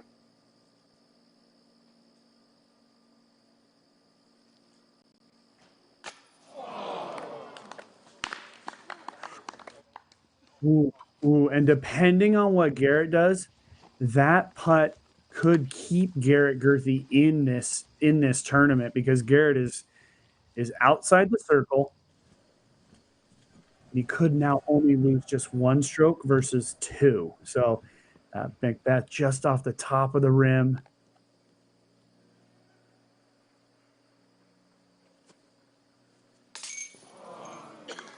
Oh, and Garrett hitting backside chain, just a hair too much. And so Garrett's going to go ahead and lose that stroke to McBeth. It's now going to be 22 and 21. And Lizotte has officially birdied the 17th hole. So, and after taking the bogey on it yesterday, to come back and get the birdie today for Lizotte is huge. He's now at 21, just 1 stroke back of McBeth. And as I said, Lizotte just needs to keep his head down. He's going to have to go for 18 no matter what at this point. Get that birdie, and again, just let the chips fall. 22 down. So we're going to start to break this down just a little bit. McBeth is 22 under par. If McBeth is the leader and he birdies 17, that's going to take him to 23. That really puts him in a position to just lay up 18, take a par, and win. So the winning score can really be 23 under par. And maybe even a playoff, just depending on what Garrett does, as he has 2 holes left as well. If he doesn't birdie 17, that leaves him at 22. Lizotte could birdie 18, putting him at 22. Then that puts Paul in a difficult position. If he lays up 18, he's just going for the playoff. And Garrett can jump in there as well with the birdie. So 22-23 is right where this finishing score is going to be. And I just want to throw this in the mix because Joel Freeman sitting in 4th place. He's shooting a 9 under today. So that is the hot score at the moment. Mm-hmm. We know Simon's going to be playing that aggressive line. What if Joel Freeman lays up? What if Garrett Gurthie, Paul McBeth, these guys go for this shot? And bogey, sure. And Joel Freeman can swoop on in. Yeah, just going to throw that in the absolutely. mix. That's like anything can happen. That is the anything can happen scenario because we got to break them all down. So 4 guys really have the potential of winning. At this point, really, though, Joel Freeman's outside chance. I just love these scenarios. I really love these scenarios. I think at this point, McBeth at 23 is the likely scenario with looking at Garrett having to birdie the 18th to make it into a playoff. Right. So at any point, let's take a look at the 17th hole. We're going to do the flyby here of the 17th coming up. I think it's coming up here. Well, we'll just keep talking until it does. But, yeah, there it is. Thank you, Johnny. And it's hole 17, 650 feet, par 4, straight away. And there it is. And so really, if you get caught up short, which is where Lizotte got caught up yesterday, bogey does come into play, although he did 3-putt this hole. And really, you just want to land it right there in the grass. Then it turns just a little bit and heads into this slopey green. Although what I will tell you is that statistically, 17 usually plays as one of the easiest holes on the entire course. And right now, at this very moment, it is playing as the easiest hole on the Maple Hill property. So, as I said, McBeth at 23, with Gurthie having to birdie, is the likely scenario. But Lizotte can jump in there if he's able to birdie 18.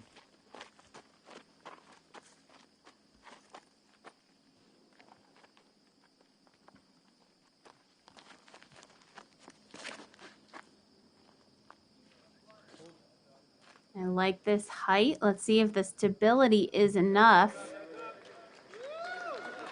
Oh, and it checks up. I think he's going to be in a great position there. I mean, when the shots start penetrating into the crowd, you know you've gone too far. They're perfectly outlining the landing zone. So that's going to create a really good visual for those guys throwing these massive drives off of this tee. And look at double G's almost in the way. 10 feet behind the tee pad. She's On like, a whoa, bench. hey, let me get out of here. Man, James Conrad really puts his whole body behind these shots. Can it flat? Look at this. Oh, that was getting the skip to sail him close to the basket. He is in the mulch on the pathway to the basket. Well, now that I saw James do that, I know Garrett can get there. The problem is I'd rather see Garrett just play it for birdie. I'd rather not see him do something too crazy. Let's see what McBeth's got for us. Oh, he's turned it over immediately. It might cut roll into the perfect landing zone. Oh, no. McBeth is in a horrible position. I've been down there. The angle is super bad. That is a tough position to be. Yes, it's super bad. Super bad, no good. It's going to be a very tight Anheuser angle.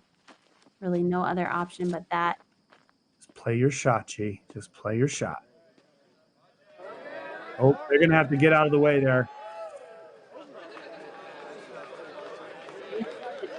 Trouble for Double G as we check in with Simon Lizotte. Here is the shot of the day for Simon. This is his last chance to give this course everything he's got. Has to go backhand. Can he dial in the distance? Looks tight. And there it is. The tournament for Lizotte is over. Terrible shot. It was inside. It was tight. It was short. Everybody at home should be giving Lizotte a big round of applause. He put it all on the line, really, in this last round. He's made a few mistakes, but yeah, he knows. He knows it. Great job, Simon. Interested to see what Joel Freeman's going to do here. Yeah, let's take a look at Joel. See if he's going to go for it here. There he is. Oh, he's just laid up. So Joel is willing to not become a part of the conversation here. He's just looking to potentially now be in a tie for third with Simon, just depending on what goes on here. I don't really blame Joel for that. I think he's got to make a decision. This is a huge stage. This is a huge stage. I've never said Joel Freeman's name on a lead card. This is the first time I've been able to call live coverage on him. And this is an incredible show he has put on this week. He was such a consistent player as we watched him in the second round yesterday. Yep. And to see him now shooting such a hot round today. Smart golf. Not pushing it to the max. We'll see how it all shakes out in the end. Yeah, and so really 2 of our scenarios have completely gone away. So the scenario now is a McBeth or Gurthie champion. And really that's just the way it is. I mean, that's these are the last guys on the course. We're going to see what McBeth got. From my standpoint here, 3,000 miles away, McBeth is in a tough position. You can see him. He's just trying to figure out the angle. The problem is that the way that how far the bushes sort of push out, it pushes his angle pretty far up into the left side. And so then there's a bunch of trees up there and he can get caught up. Another thing I want to just remember, I want everybody to remember, this guy putted his putter in the water back on 9. He's made all those putts since. Doesn't matter for him. Putt with anything, I guess. Oh, he went for the inside gap. Whoa. Yeah. It punched out. It punched out to the path. He's going to have a look at the basket. With a death putt behind it.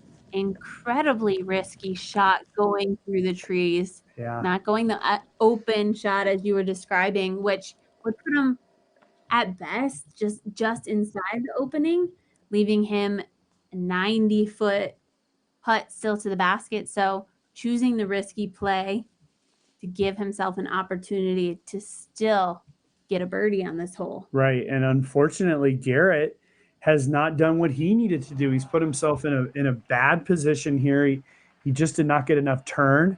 So he's looking like he's going to line up a sidearm roller with his Sonic. And work for him. That's going to still be 35, 40 feet short with a death putt, but a good effort there by G. You know you don't have much when you bust out a forehand roller. Not many options available for double G. We're going to head back out. And we have Gregg Barsby, who is in a very nice position here. Just a slight hyzer. Skittles up to nearly the base of that pyramid. Skittle skizzle. Do what you got to do if you're going to park it. So now our two players, our two leaders, and now we're going to get to James Conrad's drive, which is just incredible.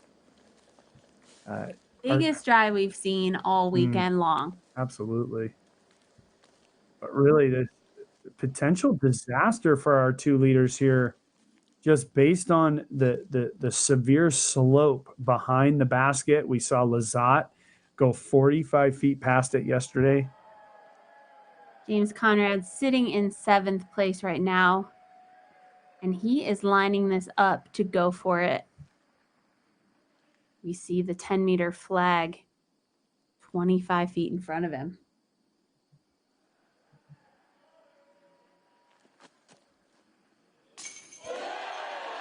Yes. Eagle, baby. That is an eagle for James Conrad. Roll the Zuka replay. There it is. Look at James. Oh, able to just slide it in on that left side. Boy, Garrett.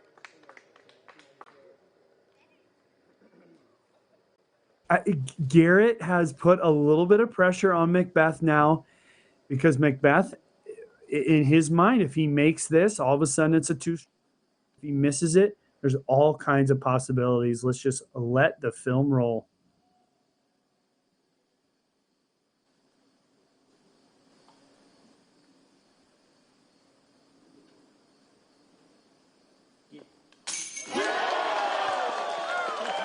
Boom, with the fist pump, roll the Zuka replay. That could be the tournament for this guy. It's just unbelievable. It just, oh my Palm God. to my forehead. Oh my goodness. I mean, I was about to describe what a chess match this is. What? To It see is. Garrett Gurthie laying up underneath the basket just puts the pressure on Paul and the opportunity in Paul's lap to hit that putt. The pressure was rising and rising. Again, ice cold water running through those veins and passing that putt like he does.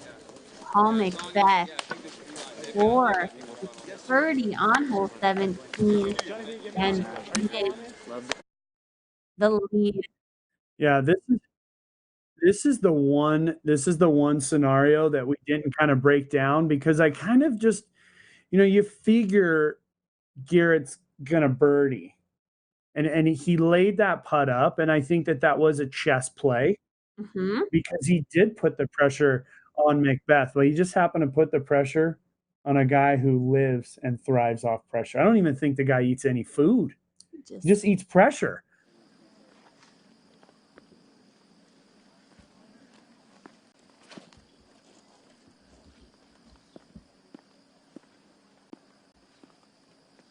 Number 17. So nice job by James. Impressive stuff. The only dark blue that I've seen on the scorecards today. James has got a beautiful turn. Oh, he's hit the corner willow, but he's chucked through it, and he's doing just fine. And just the way that this hole lays out could be another chess match. It all plays out. Who's going to throw their upshot first? Mm-hmm. What's going to happen when that person throws their upshot Are they going to land safe? Is it going to force you to go up? Is it going to force you to lay up? It just, oh man, this is what we live for here. It really is. I've gone to disc golf heaven, that's for sure. Yeah, Barsby just yanking it into the wood. Pitch out, most likely. Now, granted, Gurthie's got a huge arm, so Garrett on a good drive, he's got to avoid that left-hand OB. He can put it way up there. I mean, Paul still has to execute 2 shots here, 3 shots. Really, he's got to get the one in the fairway. He's got to put it up in the middle, and then he's got to pitch it onto that green. So 23 under is the number we're looking at. It's really just the execution, though. He's going to have to, he has to do it at this point. He's executed that first one without a problem.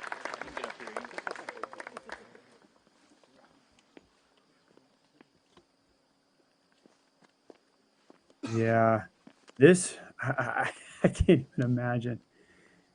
This is double G. This is a distance contest shot for G. Hit the sap house, G. Lot of hyzer on it. It's super flippy. Watch out for the left-hand OP. He's got it inside it. Oh, man, what a shot.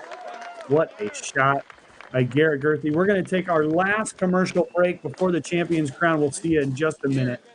I can throw this disc around the world in 1 shot. Never play disc golf too far into the jungle. There may be cheetahs. Someone on your card can't recall if they threw a 6 or a 7. It was probably an 8. See? Stay getting birdies, my friends.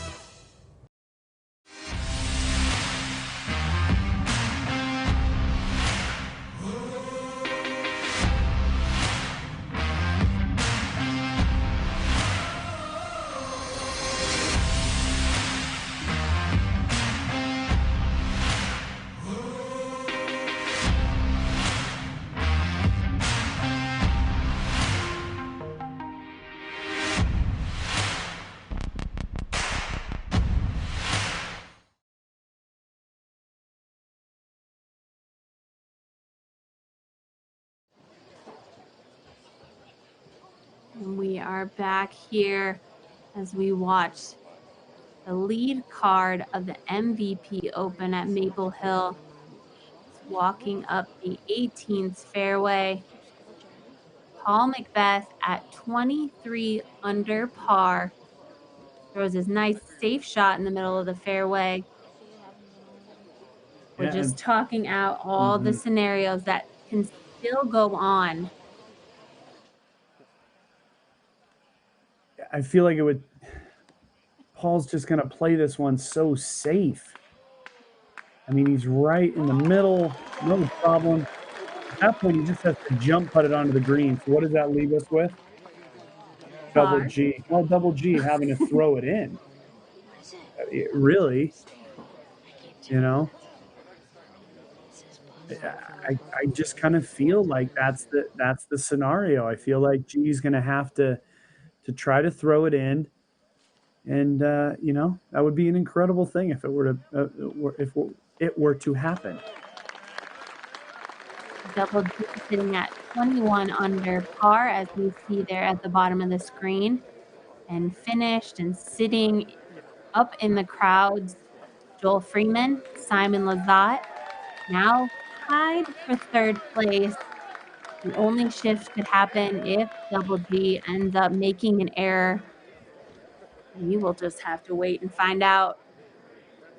Yeah, Joel and Simon could still end up in a T2 situation. Here we go. We have the 2018 and still reigning champion of the MVP Open, James Conrad. Is a different position he was in throwing this shot last year, as he was crowned champion just minutes after. Putting on a good show this weekend. And safely inbounds. Congratulations, James. It's been a pleasure watching you throughout this weekend. He's sitting and tied for 6th right now. I don't think it'll make much movement at this point, but it's always great to finish on a high note.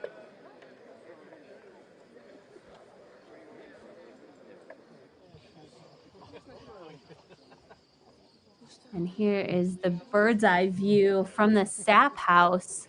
People are just lining the balcony here.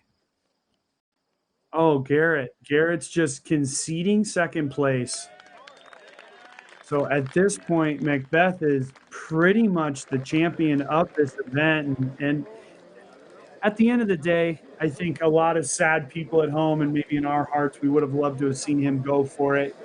But really, what can you say? It's Garrett's career. It's Garrett's life. Him and McBeth just chatting, walking. It was a good day. Garrett's happy. He is extremely happy. And it is.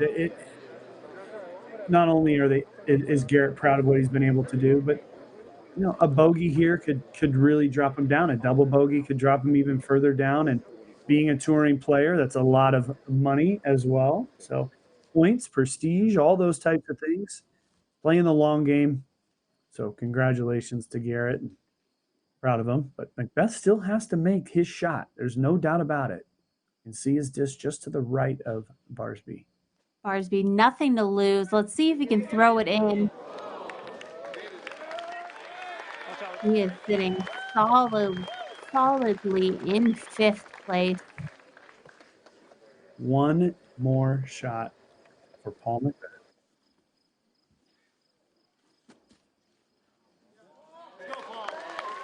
One putt, and there it is. And there it is.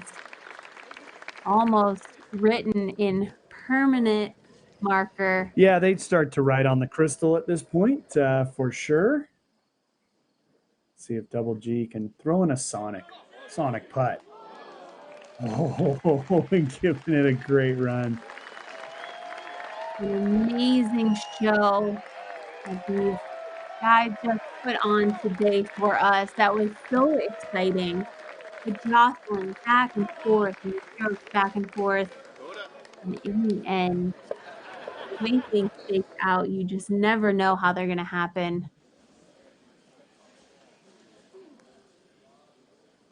Crowd immediately quiets down.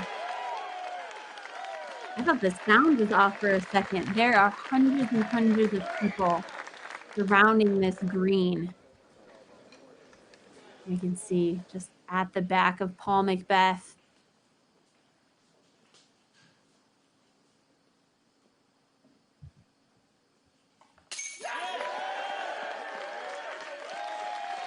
Gregg Barsby, great play this weekend, finishes at 18 under par in 5th place.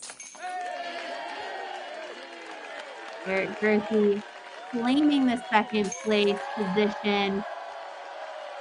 And last but not least, Paul McBeth, your champion of the MVP Open. Champion, Paul McBeth!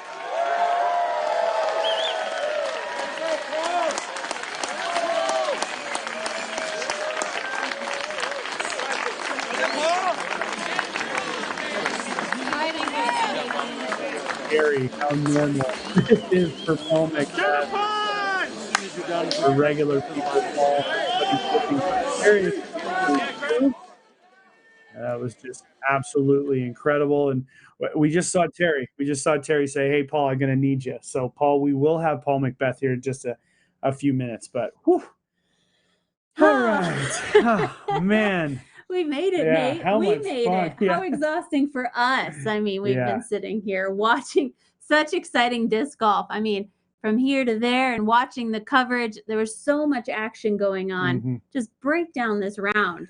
It's going to be a mouthful, I'm sure. Yeah, what a day. I think, first of all, the biggest thing you really got to talk about is the way that Garrett Gurthie handled himself. Garrett is one of those types of guys that he's a fan favorite. He's a sportsmanship award winner now. He's won a few big events. He did take down the Masters Cup earlier this year, which really solidified his career and really solidified for the decision for him to come back out on tour.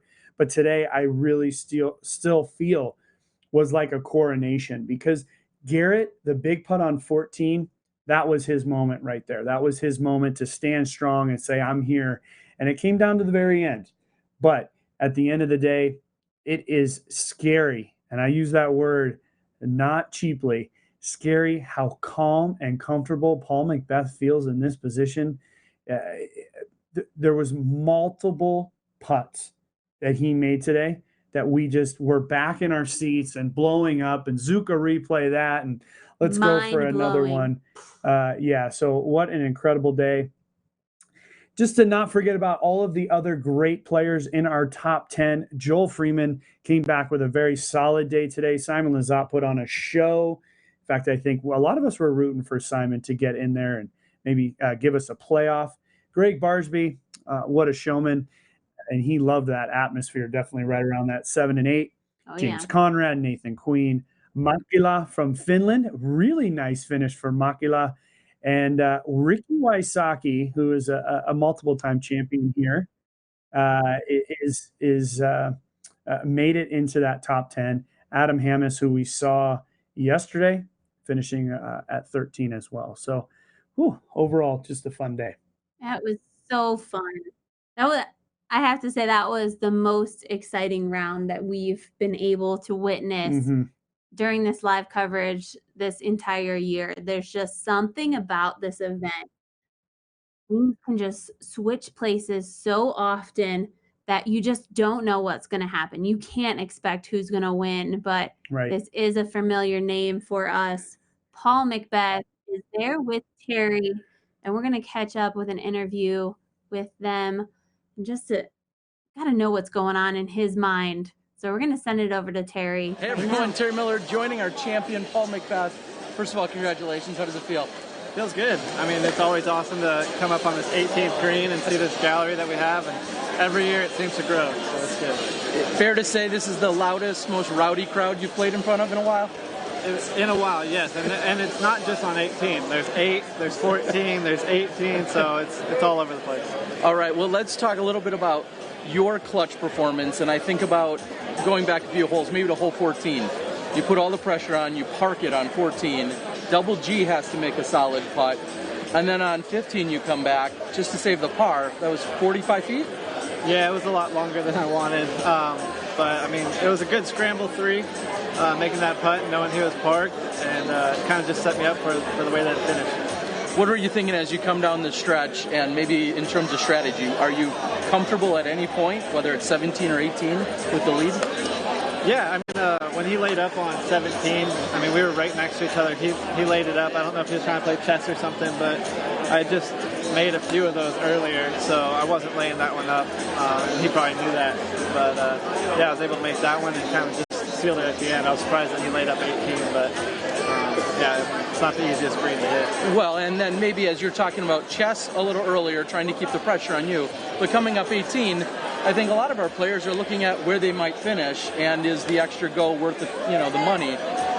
What did he say to you as you guys were closing out, coming up the final hole? He said he would have had to throw it in, and he did not think he was going to throw it in, I guess. So I saw a little window, and I was nervous because that's kind of what happened at Worlds. Ricky had a chance there to throw it in at the end, and I was like, here we go again. But he probably just made a business decision there and just decided to lay it up. All right. Well, earlier in the day, Paige Pierce became a 5-time Vibram or Maple Hill champion here, taking home her 5th world title early in the year. But this is surprisingly just your 2nd title here. How has this eluded you? I just keep getting second. I might have 5 lead cards, but yeah, this one's just tough to win. I think that, it's kind of not many people repeat here, I guess. I think I'm only the 3rd person to win here twice, so it's a hard one to win at. Yeah, some great company for sure. Anything you want to say? We had 7, 8, 9,000 people out there watching live. Anything you want to say to everybody? Again, thanks for watching. I mean, come out next time if you want to see this atmosphere. So, yeah, keep watching if you can't, but hopefully see you here next time. All right, Paul McBeth picking up his 2nd title here at Maple Hill. I got to thank everyone on site and the crew. Thank you guys for tuning in and following along. We're going to send it back to the booth. Nate and Val, who have been champions here, we're going to send it back to them one last time. I'm Terry Miller, Disc Golf Guy, signing off with your champion, Paul McBeth. Thanks, guys. And so what's your reaction to that great interview? I mean, still so stoic, Paul McBeth. Yeah, one of my favorite things, and really, I'm a sports guy. I love watching sports. It's true. And well, she knows more than anybody. I love the post-round interview because you really, at that moment, you get a sense of really how McBeth's feeling. And you can tell that he was very engaged throughout the day. He sort of understand the situation. You can tell that he even mentioned the chess play possibly by Garrett, and they were also very aware of having to throw it in on 18. So, that's one of the things about McBeth. When all of our blood pressure starts to rise, his is staying the same. So that's number one takeaway. Number two is the fact that Terry did bring up the two-time champion thing and how aware he was of that, because it is a tough tournament. We've been talking about it all day. Paige Pierce has won 5 of them on the ladies' side, but on the men's side, we don't have anybody more than a two-time champion. I believe it's Kale LaVisca and Ricky Wysocki, and now Paul McBeth. So that's also an interesting thing. Also, the last time he won this tournament, he shot at that time, which at that time was probably the greatest round of disc golf in history, back in 2014. And now 5 years later, he's got the title again. So two-time champion for Paul McBeth. So excited for the rest of the season. Excited to see everybody go back to Smuggler's Notch here in just a few weeks. But ultimately, yeah, I'm just going to have to go lay down. I mean, I'm just exhausted at this point. And there we have it, folks. We have Paige Pierce and Paul McBeth, your 2019 MVP Open at Maple Hill champions. It was such a fun show to watch. We want to thank everybody that has been tuning in all weekend long. We've got to give a shout out to all the supporters of the Disc Golf Pro Tour for making this happen. And of course, we want to thank the Disc Golf Pro Tour for having us. It's a privilege for us to be calling live coverage. I'm Valarie Jenkins. That's Nate Doss. We will catch up with you guys at the GMC, as you mentioned, September 12th through 15th. And that's just in a couple weeks. Yeah. We're going to roll those Zuka replays because that was what a show they put on. And we're going to sign off tonight. Thanks for joining us. We'll see you soon. Hug it out. Oh, I'll hug it out with you, of course.